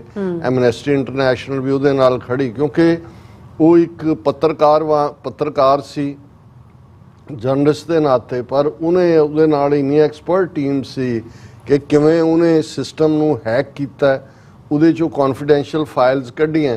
ਔਰ ਈਵਨ ਕੱਲਾ ਇਹੀ ਨਹੀਂ, ਕਿਵੇਂ ਅਮਰੀਕਨ ਸਿਸਟਮ ਦੇ ਵਿੱਚ ਇੱਕ ਲੇਡੀ ਚੈਲਸੀ ਆ ਜਿਹਨੇ ਅੱਗੋਂ ਉਹਦੇ ਤੱਕ ਜਾਣਕਾਰੀਆਂ ਪਹੁੰਚਾਈਆਂ, ਉਹਨਾਂ 'ਚੋਂ ਇੱਕ ਹੋਰ ਜਿਹਨੇ ਹੋਰ ਲੀਕਸ ਕੀਤੀਆਂ ਅਮਰੀਕਨ ਖੁਫੀਆ ਜਾਣਕਾਰੀਆਂ, ਮਿਸਟਰ ਸਨੋਡਨ, ਜਿਹੜਾ ਅੱਜ ਕੱਲ ਰਸ਼ੀਆ ਨੇ ਉਹਨੂੰ ਅਸਾਈਲਮ ਦਿੱਤੀ ਹੈ। ਮੈਂ ਇੱਕ ਬਰੀਫ ਇਸ ਤੋਂ ਪਹਿਲਾਂ ਕਿ ਵੀ ਅਸੀਂ ਇਹ ਗੱਲ ਕਰੀਏ ਕਿ ਭਾਈ ਜੇ ਆਸਟ੍ਰੇਲੀਆ ਜਿਹਦਾ ਉਹ ਸਿਟੀਜ਼ਨ ਸੀ, ਔਰ ਜਦੋਂ ਮੈਂ ਕਿਹਾ ਵੀ ਉਦੋਂ ਤੱਕ ਤੁਹਾਨੂੰ ਆਸਟ੍ਰੇਲੀਆ ਦੇ ਕੋਈ ਪਬਲਿਕ ਲੀਡਰਾਂ ਦੇ ਜਾਂ ਐਮਪੀਜ਼ ਦੇ ਜਾਂ ਕੋਈ ਬਿਆਨ ਨਹੀਂ ਆਏ ਸਾਰੇ 5-6 ਸਾਲ ਦੇ ਪੀਰੀਅਡ ਜਦੋਂ ਤੋਂ ਅਸਾਂਜੇ ਸਾਰੇ 'ਚ ਫਸਿਆ ਹੋਇਆ ਸੀ। ਰਾਦਰ ਆਸਟ੍ਰੇਲੀਆ ਦੇ ਵਿੱਚ ਤਾਂ ਆਪਣਾ ਕੇਸ ਵੀ ਉਹਦੇ ਖਿਲਾਫ ਇੱਕ ਸੀ ਜਿਹਦਾ ਇਹਦੇ 'ਚ ਜ਼ਿਕਰ ਹੈ ਬਰੀਫਿੰਗ ਦੇ ਵਿੱਚ। ਲੇਕਿਨ ਅਲਟੀਮੇਟਲੀ ਸਾਇਲੈਂਟ ਡਿਪਲੋਮੇਸੀ ਦੇ ਨਾਲ ਅਮਰੀਕਾ ਵੀ ਅੱਕਿਆ ਹੋਇਆ ਸੀ, ਜੂਲੀਅਨ ਅਸਾਂਜੇ ਵੀ ਰਾਹਤ ਚਾਹੁੰਦਾ ਸੀ, ਤੇ ਆਸਟ੍ਰੇਲੀਆ ਨੂੰ ਵੀ ਲੱਗਦਾ ਸੀ ਕਿ ਵੀ ਅਲਟੀਮੇਟਲੀ ਗਾਜ਼ ਸਾਡੇ ਤੇ ਵੀ ਡਿੱਗਦੀ ਹੈ। ਕਿਵੇਂ ਉਹ ਸੇਫਟੀ ਦੇ ਨਾਲ ਅੱਜ ਇੱਕ ਫ੍ਰੀ ਬੰਦਾ ਹੈ, ਉਹਨੂੰ ਉਹਦਾ ਸਵਾਗਤ ਕਰਨ ਦੇ ਲਈ ਕਿਵੇਂ ਪ੍ਰਾਈਮ ਮਿਨਿਸਟਰ ਔਰ ਦੂਸਰੇ ਆਉਂਦੇ ਨੇ, ਔਰ ਕਿਵੇਂ ਅੱਜ ਤੁਸੀਂ ਉਹਨਾਂ ਦੇ ਸਾਰੇ ਐਮਪੀ ਸਾਰੀਆਂ ਪਾਰਟੀਆਂ ਦੀ ਪ੍ਰੋਫਾਈਲ ਤੇ ਆਸਟ੍ਰੇਲੀਆ 'ਚ ਦੇਖੋ, ਜੂਲੀਅਨ ਅਸਾਂਜੇ ਛਾਇਆ ਹੋਇਆ ਕਿ ਜਿਵੇਂ ਉਹ ਬਹੁਤ ਵੱਡਾ ਪ੍ਰਾਈਡ ਹੈ ਮੁਲਕ ਦਾ, ਜਿਹਦੇ ਨਾਲ ਕੋਈ ਐਸੋਸੀਏਟ ਹੋਣ। ਜਦੋਂ ਮੈਂ ਕਿਹਾ ਵੀ ਜਿਹੜਾ ਜਿੱਤਿਆ ਉਹ ਸਿਕੰਦਰ, ਜਿਹੜਾ ਹਾਰਿਆ ਉਹ ਬਾਂਦਰ, ਕਿ ਜਦੋਂ ਨਥਿੰਗ, ਇਹਨੂੰ ਅੰਗਰੇਜ਼ੀ ਵਾਲਿਆਂ ਨੇ ਵੀ ਕਿਹਾ ਨਥਿੰਗ ਸਕਸੀਡਸ ਲਾਈਕ ਸਕਸੈਸ, ਪਰ ਜੂਲੀਅਨ ਅਸਾਂਜੇ ਉਹਨੇ ਜਿਹੜਾ ਉਹਦੇ 14 ਸਾਲ ਬਾਅਦ ਉਹ ਆਪਣੇ ਵਤਨ ਆਸਟ੍ਰੇਲੀਆ ਗਿਆ। 2006 ਦੇ ਵਿੱਚ ਉਹਨੇ ਵਿਕੀ ਲੀਕਸ ਬਣਾਈ ਸੀ। ਵਿਕੀ ਲੀਕ ਦਾ ਮਤਲਬ ਇਹ ਆ ਕੋਈ ਚੀਜ਼ ਕਰਨਾ। ਉਹਨੇ ਉਹਦੇ 'ਚ ਜਿਹੜੇ ਨੇ ਥੋੜੇ ਡਾਕੂਮੈਂਟ ਕੌਨਫੀਡੈਂਸ਼ੀਅਲ ਲੀਕ ਕਰਨੇ ਸ਼ੁਰੂ ਕੀਤੇ, ਪਰ ਵੱਡਾ ਭੜਥੂ ਤਾਂ ਉਦੋਂ ਪਿਆ ਜਦੋਂ 500,000 ਦੇ ਕਰੀਬ ਫਾਈਲਾਂ ਅਮਰੀਕਨ ਡਿਫੈਂਸ ਔਰ ਉਹਦੇ 'ਚ ਬਹੁਤ ਕੁਛ ਇਹਨਾਂ ਦੇ ਭੇਤ ਖੁੱਲੇ, ਦੁਨੀਆ ਨੂੰ ਦੱਸ ਕੀ ਰਹੇ ਸੀ, ਕਰ ਕੀ ਰਹੇ ਸੀ।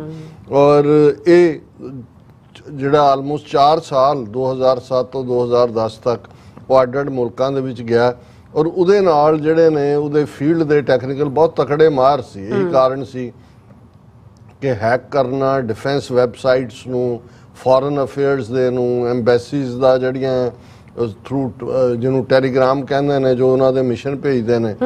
ਔਰ 1996 'ਚ ਆਲਰੇਡੀ ਆਸਟ੍ਰੇਲੀਆ ਦੇ ਵਿੱਚ ਇਹ ਹੈਕਿੰਗ ਦਾ ਦੋਸ਼ੀ ਪਾਇਆ ਗਿਆ ਸੀ। ਹੁਣ ਦੇਖੋ ਹੈਕਰ ਦੁਨੀਆ ਭਰ 'ਚ ਨੇ, ਬਿਲੀਅਨਸ ਆਫ ਡਾਲਰਸ ਬਣਾਉਂਦੇ ਨੇ, ਬੈਂਕਾਂ ਦੇ ਕ੍ਰੈਡਿਟ ਕਾਰਡ ਚੋਰੀ ਕਰਕੇ ਲੈ ਜਾਂਦੇ ਨੇ, ਪਰ ਜੂਲੀਅਨ ਅਸਾਂਜੇ ਇਸ ਲਈ ਇੱਕ ਹੀਰੋ ਬਣਿਆ। ਔਰ ਇਹ ਫਿਊਚਰ ਦੇ ਵਿੱਚ ਜਿਹੜੀਆਂ ਫਿਊਚਰ ਜਨਰੇਸ਼ਨਸ ਦੇਖਣਗੀਆਂ ਇਹਦੇ ਕੰਮ ਨੂੰ, ਕਿ ਇਹਨੇ ਆਪਣੀ ਜੋ ਟੈਕਨੀਕ ਇਹਨੇ ਸਿੱਖੀ ਜਾਂ ਆਪਣੇ ਐਕਸਪਰਟ ਨਾਲ ਰੱਖੇ, ਉਹਨੇ ਹਿਊਮੈਨਿਟੀ ਦੇ ਲਈ, ਸੱਚ ਸਾਹਮਣੇ ਲਿਆਉਣ ਦੇ ਲਈ ਵੀ ਹਕੂਮਤਾਂ ਕਹਿੰਦੀਆਂ ਕੀ ਨੇ ਤੇ ਕਰਦੀਆਂ ਕੀ ਨੇ। ਅਦਰਵਾਈਜ਼ ਇੰਨੇ ਡਾਕੂਮੈਂਟ ਰੱਖ ਕੇ ਉਹ ਅਮਰੀਕਾ ਤੋਂ billions of dollars the deal ਵੀ ਕਰ ਸਕਦਾ ਸੀ, ਜਿਹੜਾ ਅਮਰੀਕਾ ਕਰ ਲੈਂਦਾ ਹੈ। ਜਿਹੜੇ ਕਈ ਵਾਰੀ ਕਈ ਵੈਬਸਾਈਟ ਵੜ ਗਏ ਸੀ ਪਿੱਛੇ ਜੇ ਇਹਨਾਂ ਦੇ ਪਾਈਪ, ਜਿਹੜੇ ਕੋਈ ਸਪਲਾਈ ਲਾਈਨ ਔਰ ਦੂਜੇ, ਇਹਨਾਂ ਨੇ ਵੀ ਫਰੌਤੀ ਦਿੱਤੀ ਉਹਨਾਂ ਨੂੰ।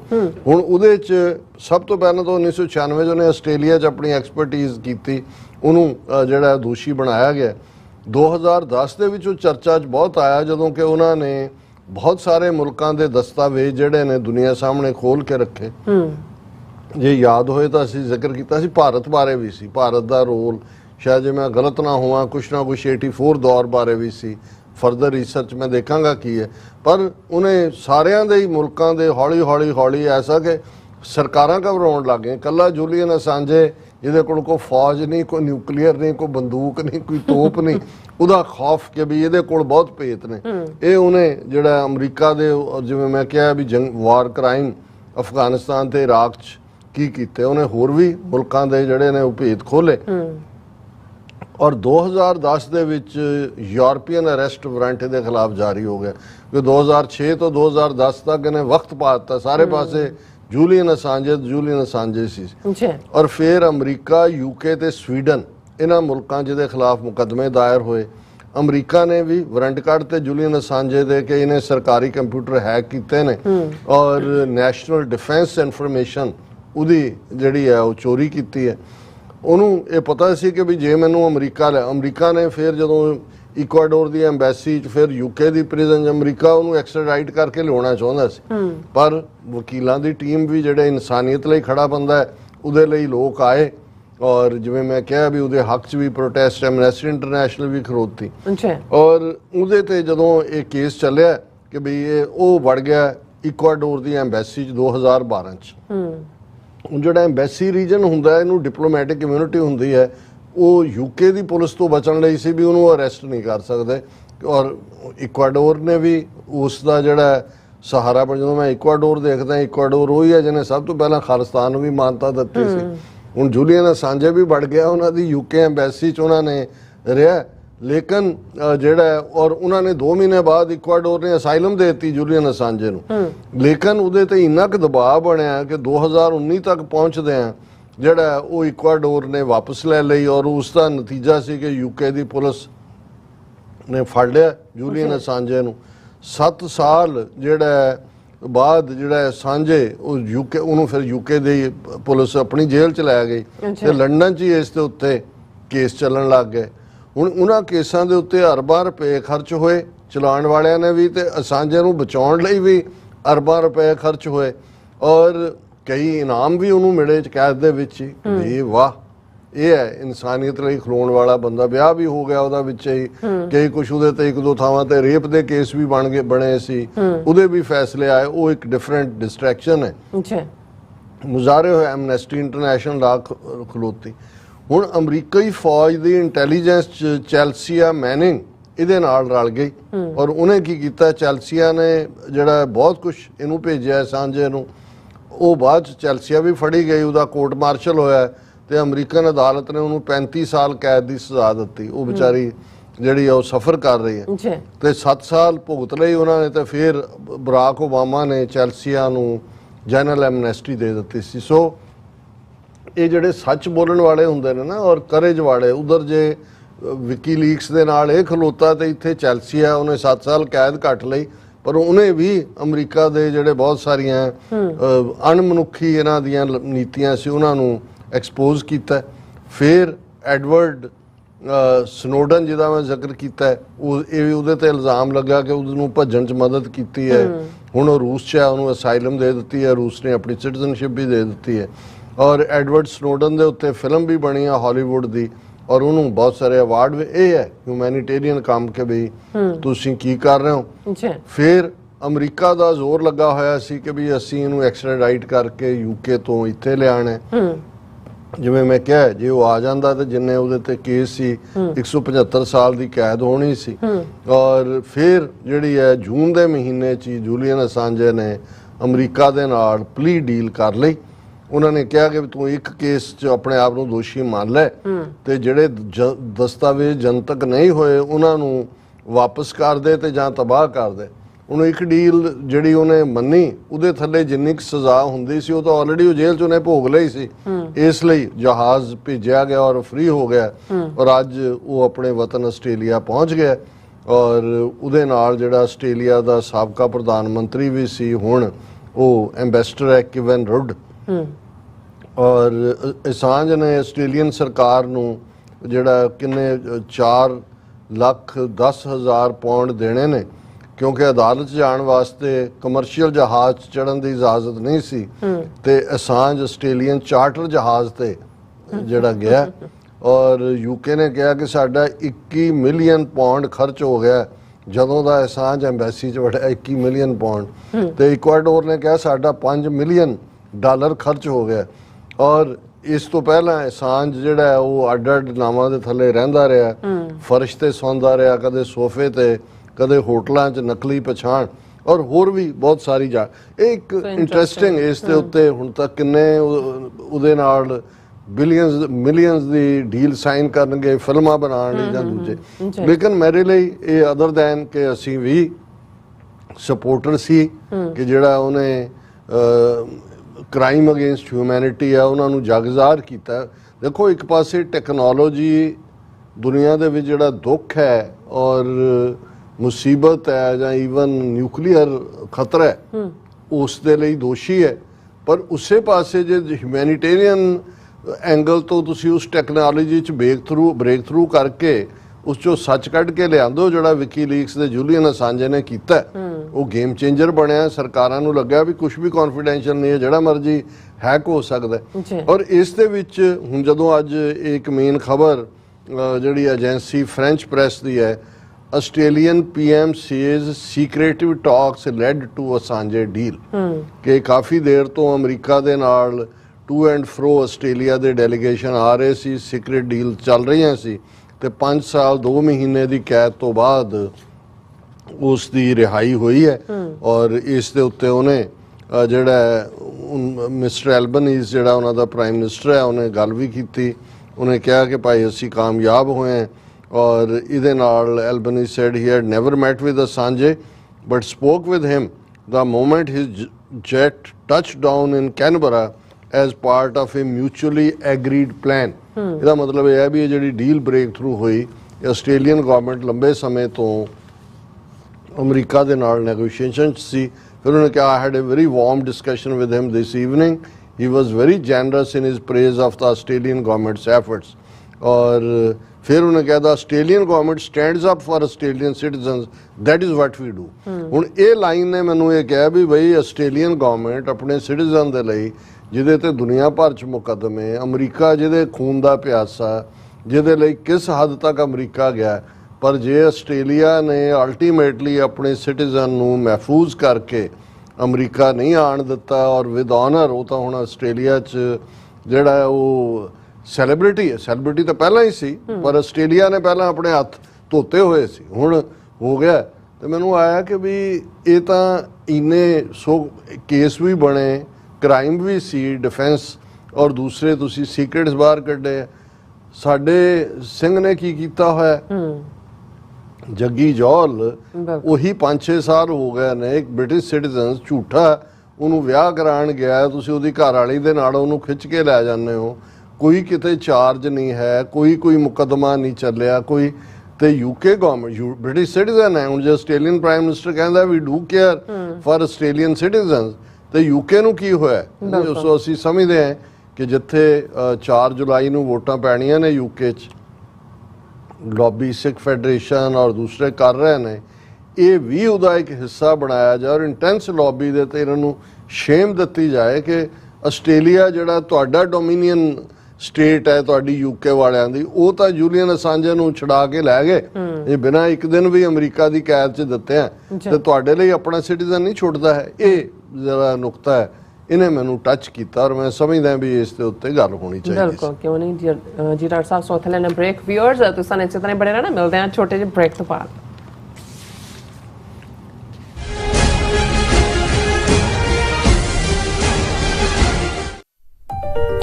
FBI ਤੋਂ ਮੈਂ ਹਾਂ ਸੁਖਵੀਰ ਕੌਰ ਤੇ ਹੁਣ ਸੁਣੋ FBI ਵੱਲੋਂ ਜ਼ਰੂਰੀ ਜਾਣਕਾਰੀ।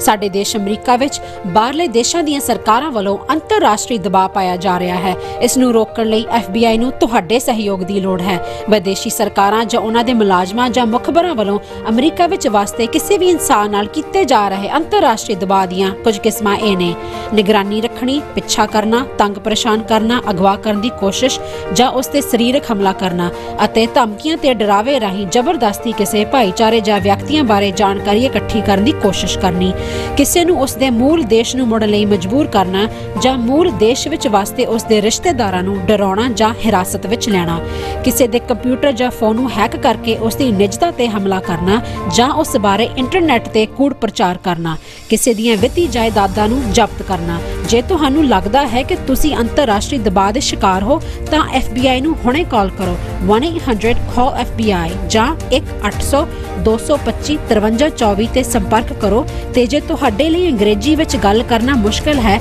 ਤਾਂ ਤੁਸੀਂ ਪੰਜਾਬੀ ਵਿੱਚ ਗੱਲ ਕਰਨ ਲਈ ਕਹਿ ਸਕਦੇ ਹੋ, ਜਾਂ FBI ਦੀ ਵੈਬਸਾਈਟ tips.fbi.gov ਤੇ ਆਪਣੀ ਸ਼ਿਕਾਇਤ ਦਰਜ ਕਰਾਓ।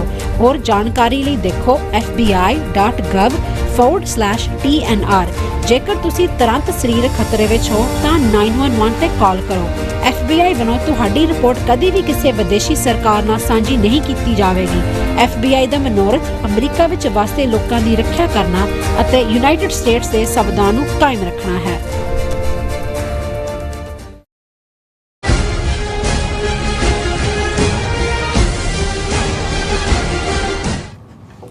Viewers welcome back on programme. So viewers गलबात करन जा रहे हैं कि पाकिस्तान सरकार ने महाराजा रणजीत सिंह की 29 जून की बरसी तो पहला करतारपुर साहिब ਕੰਪਲੈਕਸ ਵਿੱਚ ਮਹਾਰਾਜਾ ਰਣਜੀਤ ਸਿੰਘ ਦਾ ਘੋੜ ਚੜੇ ਦਾ 9 ਫੁੱਟ ਉੱਚਾ ਸਟੈਚੂ ਜਿਹੜਾ ਸਥਾਪਿਤ ਕਰ ਦਿੱਤਾ ਹੈ। ਸੋ ਇਹ ਇੱਕ ਚੰਗਾ ਕਦਮ ਹੈ ਔਰ ਇਸ ਦੀ ਆਪਾਂ ਸ਼ਲਾਘਾ ਕਰਦੇ ਹਾਂ। ਇਸ ਬਾਰੇ ਆਪਾਂ ਗੱਲਬਾਤ ਕਰਨ ਜਾ ਰਹੇ ਹਾਂ ਔਰ ਨਾਲ ਜਿਹੜੇ ਤੁਹਾਡੇ ਲਾਈਵ ਮੈਸੇਜ ਨੇ ਉਹ ਵੀ ਆਪਾਂ ਐਂਟਰਟੇਨ ਕਰਾਂਗੇ। ਸੋ ਅਸੀਂ ਚਾਹਾਂਗੇ ਕਿ ਤੁਸੀਂ ਇਸੇ ਤਰ੍ਹਾਂ ਬਣੇ ਰਹਿਣਾ। ਦੇਖਣ ਸੁਣ ਲਈ ਲਿਖਣ ਲਈ ਤੁਹਾਡਾ ਸਭ ਦਾ ਬਹੁਤ ਧੰਨਵਾਦ। ਜੀ ਰਾਜ ਸਾਹਿਬ ਕੀ ਕਹਿਣਾ ਚਾਹੋਗੇ? ਦੇਖੋ, ਪਾਕਿਸਤਾਨ ਚੋਂ ਉਪਰੋਥਲੀ ਚੰਗੀਆਂ ਖਬਰਾਂ ਸਿੱਖ ਕਮਿਊਨਿਟੀ ਦੇ ਹਵਾਲੇ ਨਾਲ ਆ ਰਹੀਆਂ ਨੇ। ਜਿਵੇਂ ਅਸੀਂ ਕੱਲ ਗੱਲ ਕੀਤੀ ਸੀ ਕਿ ਪਾਕਿਸਤਾਨ ਦੀ ਕੈਬਨਿਟ ਨੇ ਸਿੱਖ ਮੈਰਿਜ ਐਕਟ ਉਸ ਨੂੰ ਫਾਈਨਲ ਅਪਰੂਵਲ ਦਿੱਤੀ ਹੈ, ਉਸ ਦੇ ਪੂਰੇ ਕਲੌਜ਼ਸ ਦੇ ਨਾਲ।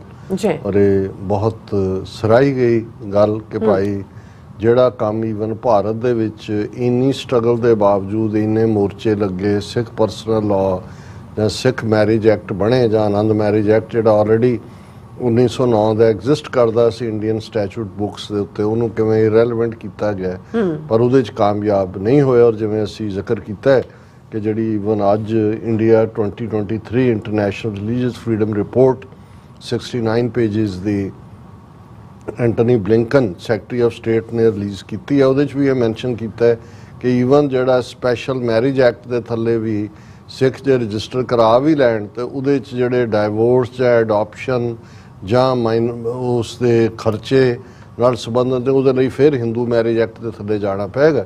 ਸੋ ਕੱਲ ਇੱਕ ਚੰਗੀ ਖਬਰ ਸੀ।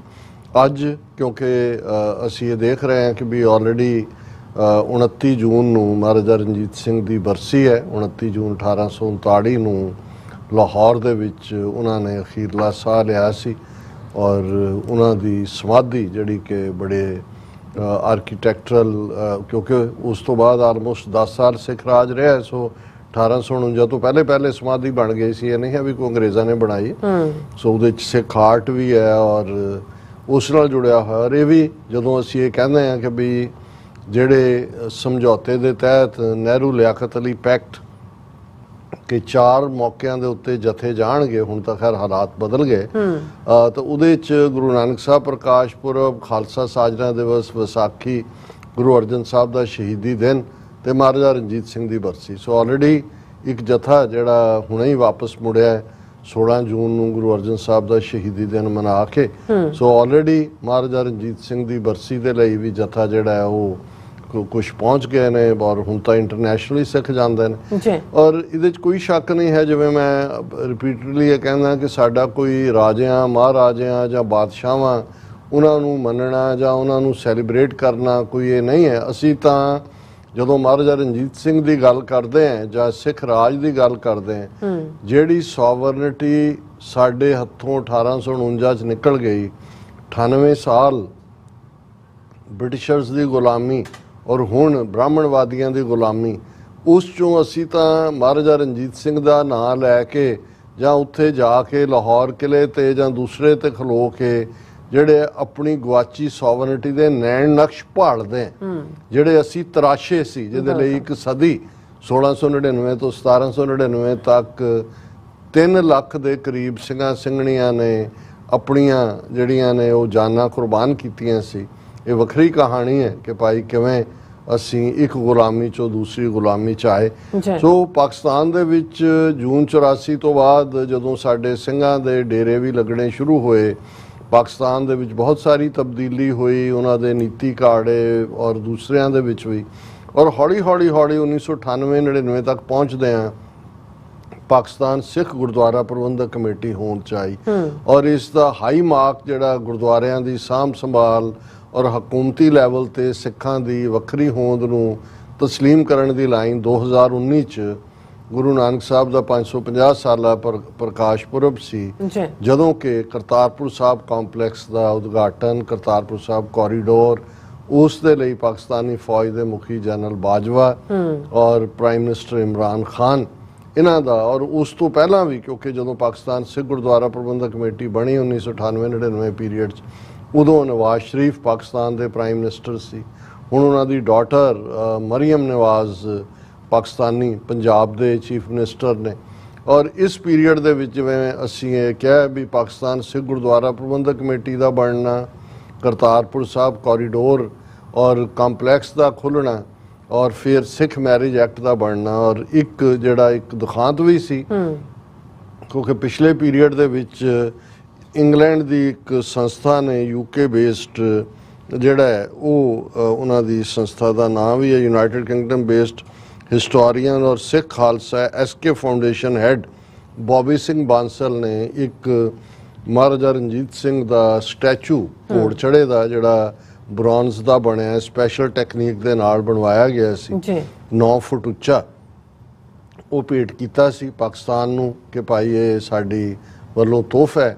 ਔਰ ਪਾਕਿਸਤਾਨ ਦੀ ਹਕੂਮਤ ਨੇ ਜਿਹੜਾ ਉਸ ਵੇਲੇ ਉਹਨੂੰ ਲਾਹੌਰ ਕਿਲੇ ਦੇ ਵਿੱਚ ਹੀ ਜਿਹੜਾ ਇਹ ਸਥਾਪਿਤ ਕੀਤਾ ਸੀ। ਹੁਣ ਜਿੱਥੇ ਇੱਕ ਪਾਸੇ ਮੁਹੱਬਤਾਂ ਦੀ ਗੱਲ ਕਰਨ ਵਾਲੇ ਨੇ, ਨਫ਼ਰਤੀਆਂ ਦੀ ਵੀ ਕੋਈ ਕਮੀ ਨਹੀਂ ਹੈ। ਇੱਕ ਮੌਲਾਨਾ ਸਾਹਿਬ ਜਿਹੜੇ ਹੁਣ ਅੱਲਾ ਨੂੰ ਪਿਆਰੇ ਹੋ ਗਏ ਨੇ, ਲੱਤ ਉਹਨਾਂ ਦੀ ਖਰਾਬ ਸੀ, ਲੰਗੜੇ ਸੀ ਉਹ, ਲੇਕਿਨ ਉਹ ਇੰਨੀ ਨਫ਼ਰਤ ਸਿੱਖਾਂ ਪ੍ਰਤੀ ਵੀ ਔਰ ਈਵਨ ਪਾਕਿਸਤਾਨ ਦੇ ਹਾਕਮਾਂ ਪ੍ਰਤੀ ਵੀ, ਇਮਰਾਨ ਖਾਨ ਨੂੰ ਵੀ ਉਹ ਲੰਬੂ ਐਵੇਂ ਕਹਿ ਕੇ, ਮੈਂ ਉਸ ਡਿਟੇਲ 'ਚ ਨਹੀਂ ਜਾਣਾ ਚਾਹੁੰਦਾ। ਸੋ ਉਹਨਾਂ ਨੇ ਇੰਨੀ ਨਫ਼ਰਤ ਫੈਲਾਈ ਕਿ ਇੱਕ ਇਸਲਾਮਿਕ ਮੁਲਕ ਦੇ ਵਿੱਚ ਔਰ ਰਣਜੀਤ ਸਿੰਘ ਪ੍ਰਤੀ ਨੈਗੇਟਿਵਿਟੀ ਦੀਆਂ ਗੱਲਾਂ ਕਰਕੇ ਨਤੀਜੇ ਦੇ ਤੌਰ ਤੇ 2 ਵਾਰ ਉਸ ਸਟੈਚੂ ਨੂੰ ਉਸ ਮੌਲਾਣੇ ਦੇ ਜਿਹੜੇ ਉਸ ਜ਼ਹਿਰ ਦਾ ਅਸਰ ਕਬੂਲਣ ਵਾਲੇ ਸੱਜਣ ਸੀ ਉਹਨਾਂ ਨੇ ਡਿਸਟਰੋਏ ਕੀਤਾ। ਸੋ ਜ਼ਾਹਰ ਹੈ ਕਿ ਵੀ ਇਹ ਪਾਕਿਸਤਾਨ ਦੀ ਹਕੂਮਤ ਲਈ ਵੀ ਨਮੋਸ਼ੀ ਸੀ ਔਰ ਦੂਸਰਾ ਵੀ ਸਿੱਖਾਂ ਦੇ ਲਈ ਤਾਂ ਹੈ ਹੀ ਸੀ ਕਿ ਵੀ ਇਹ ਅਜੇ ਵੀ ਇਸ ਕਿਸਮ ਦਾ ਵਰਤਾਰਾ ਜਾਂ ਦੂਜਾ। ਪਰ ਅਸੀਂ ਇਹ ਦੇਖਦੇ ਹਾਂ ਵੀ ਅਖੀਰ ਹਕੂਮਤ ਹਾਲਾਂ ਪਹਿਲੀ ਵਾਰੀ ਤੋਂ ਬਾਅਦ ਦੂਜੀ ਵਾਰੀ ਸਿਕਿਉਰਿਟੀ ਵੀ, ਪਰ ਜਦੋਂ ਕੋਈ ਬੰਦਾ ਅਟੈਕ ਕਰਨ ਤੇ ਹੀ ਆ ਜਾਏ ਤੁਸੀਂ ਉਹਨੂੰ ਫੜ ਸਕਦੇ ਹੋ, ਉਦੋਂ ਮੁਕੱਦਮਾ ਕਰ ਸਕਦੇ ਹੋ। ਪਰ ਜਿਹੜਾ ਡੈਮੇਜ ਤਾਂ ਜਿਹੜੀਆਂ ਹੁਣ ਇਹ ਸਟੈਚੂ ਜਾਂ ਦੂਜੇ ਇੰਨੇ ਇੱਕ ਡੈਲੀਕੇਟ ਹੁੰਦੇ ਨੇ ਕਿ ਵੀ ਤੁਸੀਂ ਕੋਈ ਚੀਜ਼ ਮਾਰੀ, ਉਸ ਦਾ ਕੋਈ ਹਿੱਸਾ ਉੱਡ ਗਿਆ, ਉਹਨੂੰ ਫਿਰ ਉੱਥੋਂ ਲਾ ਕੇ ਉਹਦੀ ਰਿਪੇਅਰ। ਸੋ ਮੈਂ ਸਮਝਦਾ ਵੀ ਉਹਨਾਂ ਨੇ ਇਹ ਮਹਿਸੂਸ ਕੀਤਾ ਕਿ ਵੀ ਇਸ ਨੂੰ ਜਿਹੜਾ ਇਹ ਗਿਫਟ ਵੀ ਹੈ ਸੇਫਟੀ ਦੇ ਲਈ ਵੀ ਔਰ ਵੈਸੇ ਵੀ ਇੱਕ ਪਾਰਟ ਆਫ ਅਟਰੈਕਸ਼ਨ। ਸੋ ਜਿਹੜਾ ਹੁਣ ਇਸ ਸਟੈਚੂ ਨੂੰ ਪੱਕੀ ਥਾਂ ਮਿਲੀ ਹੈ ਉਹ ਕਰਤਾਰਪੁਰ ਸਾਹਿਬ ਕੰਪਲੈਕਸ ਹੈ ਔਰ ਉਸ ਨੂੰ ਜਿਹੜੇ ਰਮੇਸ਼ ਸਿੰਘ ਅਰੋੜਾ ਮਾਈਨੋਰਿਟੀ ਮਿਨਿਸਟਰ ਵੀ ਹੈ, ਹਿਊਮਨ ਰਾਈਟਸ ਮਿਨਿਸਟਰ ਵੀ ਹੈ, ਪਾਕਿਸਤਾਨ ਸਿੱਖ ਗੁਰਦੁਆਰਾ ਪ੍ਰਬੰਧਕ ਕਮੇਟੀ ਦੇ ਪ੍ਰੈਜ਼ੀਡੈਂਟ ਵੀ ਨੇ ਔਰ ਮੈਂ ਵੈਸੇ ਟੈਕਨੀਕਲ ਟੀਮ ਨੂੰ ਕਹਾਂਗਾ ਕਿ ਵੀ ਉਹ ਸਟੈਚੂ ਦਿਖਾ ਵੀ ਦੇਣ। ਔਰ ਇਹ ਜਿਹੜਾ ਅਨਵੇਲ ਕੀਤਾ ਪਿਛਲੇ ਕੱਲ ਔਰ ਉਹਦੇ 'ਚ ਆਲਮੋਸਟ 500 ਦੇ ਕਰੀਬ ਸਿੱਖ ਸੰਗਤਾਂ ਦੂਸਰੇ ਪਾਸਿਓਂ ਆਈਆਂ ਹੋਈਆਂ ਸੀ, ਕੋਰੀਡੋਰ ਰਾਹੀਂ ਵੀ ਆਈਆਂ ਹੋਣਗੀਆਂ, ਹੋ ਸਕਦਾ ਹੈ ਜਥਾ ਵੀ ਮਹਾਰਾਜਾ ਰਣਜੀਤ ਸਿੰਘ ਦੀ ਬਰਸੀ ਵਾਲਾ ਪਹੁੰਚ ਗਿਆ ਹੋਏ। ਔਰ ਉਹਦੇ ਥੱਲੇ ਉਹਨਾਂ ਨੇ ਇਹ ਕਿਹਾ ਕਿ ਭਾਈ ਇਹ ਸਾਡੇ ਲਈ ਇੱਕ ਫਖਰ ਵਾਲੀ ਗੱਲ ਹੈ ਕਿ ਇਹ ਜਿਹੜਾ ਸਟੈਚੂ ਹੈ ਅਸੀਂ ਇੱਥੇ ਇੰਸਟਾਲ ਕਰ ਰਹੇ ਹਾਂ। ਇਹ 9 ਫੁੱਟ ਟਾਲ ਬ੍ਰੌਂਜ਼ ਸਟੈਚੂ ਹੈ। ਇਹ ਸਭ ਤੋਂ ਪਹਿਲਾਂ 2019 ਦੇ ਵਿੱਚ ਹੀ ਜਿਹੜਾ ਉਹਨਾਂ ਦੀ ਸਮਾਧੀ ਦੇ ਨੇੜੇ ਲਾਹੌਰ ਕਿਲੇ 'ਚ ਕੀਤਾ ਗਿਆ ਸੀ, ਜਿਹੜਾ ਮੈਂ ਕਿਹਾ ਵੀ 2 ਵਾਰ ਇਹ ਤਹਿਰੀਕੇ ਸ਼ਾਇਦ ਉਹਨੂੰ ਲਬੈਕ ਪਾਰਟੀ ਨਾਲ ਸੰਬੰਧਿਤ ਕਾਰਕੁਨ ਸੀ ਜਿਨ੍ਹਾਂ ਨੇ ਉਹਨੂੰ ਡੈਮੇਜ ਕੀਤਾ। ਔਰ ਇਹ ਇੱਕ ਗਿਫਟ ਦੇ ਤੌਰ ਤੇ ਜਿਹੜੀ ਮੈਂ ਕਿਹਾ ਵੀ SK ਫਾਊਂਡੇਸ਼ਨ ਜਿਹਦੇ ਬੌਬੀ ਸਿੰਘ ਬਾਂਸਲ ਨੇ ਉਹਨਾਂ ਨੇ ਦਿੱਤਾ ਸੀ। ਔਰ ਇਹ ਜਿਹੜਾ ਆਲਮੋਸਟ ਇਹਦਾ ਜਿਹੜਾ weight ਹੈ ਇਸ ਸਟੈਚੂ ਦਾ 250 ਤੋਂ 300 ਕਿਲੋਗ੍ਰਾਮ ਹੈ।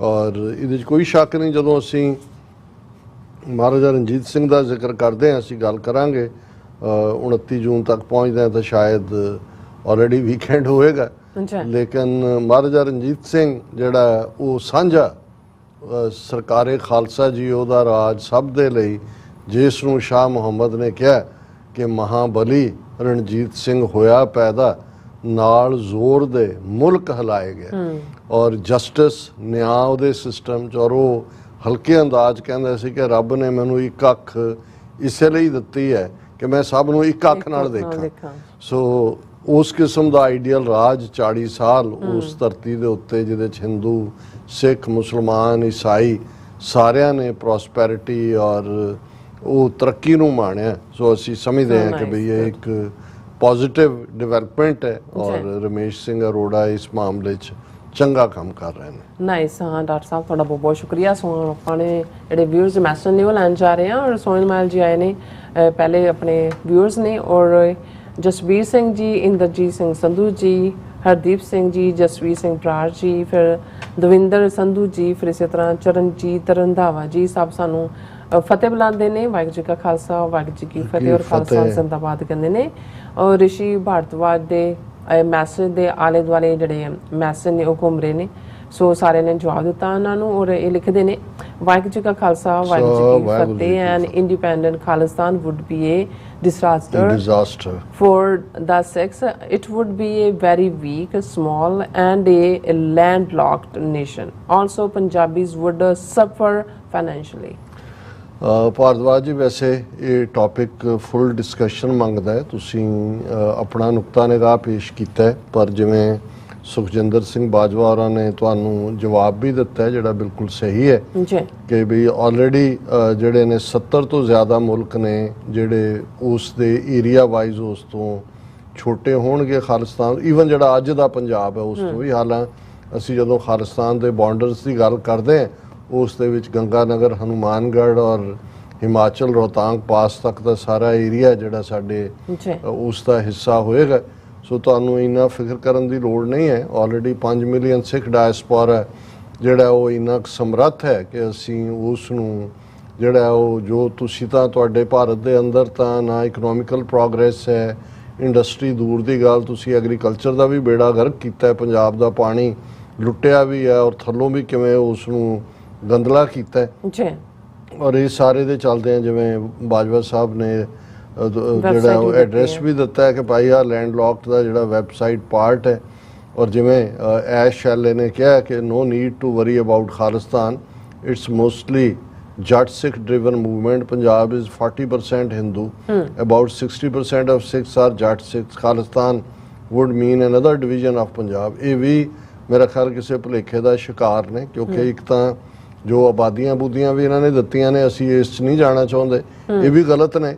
ਪਰ ਕੁੱਲ ਮਿਲਾ ਕੇ ਜਿਹੜਾ ਹੈ ਸਾਡਾ ਹੱਕ, ਔਰ ਮੈਂ ਜਿਵੇਂ ਕੱਲ ਨਹੀਂ ਅੱਜ ਹੀ ਜਿਹੜਾ ਪ੍ਰੋਗਰਾਮ ਅੱਜ ਦੀ ਆਵਾਜ਼ ਹੁੰਦਾ ਉਹਦੇ 'ਚ ਮੈਂ ਕਿਹਾ ਵੀ ਪੰਜਾਬ ਦੇ ਸਾਡੇ ਹਿੰਦੂ ਭਰਾਵਾਂ ਭੈਣਾਂ ਨੇ, ਜ਼ਾਹਰ ਹੈ ਰਿਸ਼ੀ ਭਾਰਦਵਾਜ ਵੀ ਉਸ ਸੋਚ ਨਾਲ ਹੀ ਜੁੜੇ ਹੋਣਗੇ ਕਿਤੇ ਨਾ ਕਿਤੇ। ਸਭ ਤੋਂ ਵੱਡੀਆਂ ਪ੍ਰੋਬਲਮਸ ਤਾਂ ਇੱਥੋਂ ਕ੍ਰੀਏਟ ਹੋਣੀਆਂ ਸ਼ੁਰੂ ਹੋਈਆਂ ਜਦੋਂ 1951 ਦੇ ਵਿੱਚ ਪਹਿਲੀ ਮਰਦਮਸ਼ੁਮਾਰੀ ਸੈਂਸਸ ਹੋਈ ਔਰ ਸਾਡੇ ਪੰਜਾਬ ਦੇ ਹਿੰਦੂ ਭੈਣਾਂ ਭਰਾਵਾਂ ਨੇ ਪੰਜਾਬੀ ਬੋਲ ਕੇ ਆਪਣੀ ਮਾਂ ਬੋਲੀ ਹਿੰਦੀ ਲਿਖਾਈ। 1961 ਦੇ ਵਿੱਚ ਵੀ ਉਹ ਇਹ ਰਿਪੀਟ ਕੀਤਾ ਔਰ 1966 'ਚ ਜਿਹੜੀ ਡਿਵੀਜ਼ਨ ਜਿਹਨੇ ਪੰਜਾਬ ਨੂੰ ਬਿਲਕੁਲ ਸੂਬੀ ਵਾਂਗ ਬਣਾ ਕੇ ਰੱਖ ਦਿੱਤਾ ਹੈ ਉਹ ਇਹਨਾਂ ਦਾ ਬੋਲਿਆ ਝੂਠ ਸੀ। ਪਰ 60 ਸਾਲ ਬਾਅਦ ਆਲਮੋਸਟ ਜੇ ਅਸੀਂ 1966 ਤੋਂ ਬਾਅਦ ਹੁਣ ਗੱਲ ਕਰੀਏ, ਆ 12 ਮੈਂਬਰ ਪਾਰਲੀਮੈਂਟ ਉਹਨਾਂ ਨੇ ਸਹੁੰ ਚੁੱਕੀ ਹੈ ਜਿਨ੍ਹਾਂ 'ਚ ਹਿੰਦੂ ਮੈਂਬਰ ਪਾਰਲੀਮੈਂਟ ਵੀ ਨੇ, ਸਭ ਨੇ ਪੰਜਾਬੀ ਦੇ ਵਿੱਚ ਚੁੱਕੀ। ਸੋ ਮਤਲਬ ਜਿਹੜੀ ਗੱਲ 60 ਸਾਲ ਪਹਿਲਾਂ ਇਹਨਾਂ ਨੂੰ ਸਮਝ ਨਹੀਂ ਸੀ ਆਈ ਜਾਂ ਇਹਨਾਂ ਨੇ ਬਿਟਰੇਅਲ ਵਾਂਗ ਕੀਤਾ ਆਪਣੀ ਮਾਂ ਬੋਲੀ ਦੇ ਨਾਲ ਕੀਤਾ, ਜੇ ਇਹੀ ਸਾਡੇ ਪੰਜਾਬੀ ਹਿੰਦੂ ਭੈਣ ਭਰਾ 51 ਤੇ 61 'ਚ ਜਿਹੜੀ ਗੱਲ ਹੁਣ ਪਾਰਲੀਮੈਂਟ 'ਚ ਖਲੋ ਕੇ ਜਿਹੜੇ ਸਾਰੇ ਹੀ ਐਮਪੀ ਨੇ ਪੰਜਾਬ ਦੇ, ਚਲੋ ਸਿੱਖ ਤਾਂ ਹੈ ਹੀ ਨੇ, ਈਵਨ ਹਿੰਦੂ ਐਮਪੀਜ਼ ਨੇ ਵੀ, ਡਾਕਟਰ ਧਰਮਵੀਰ ਗਾਂਧੀ ਜਾਂ ਚੱਬੇਵਾਲ ਸਭ ਨੇ ਪੰਜਾਬੀ 'ਚ ਸਹੁੰ ਚੁੱਕੀ।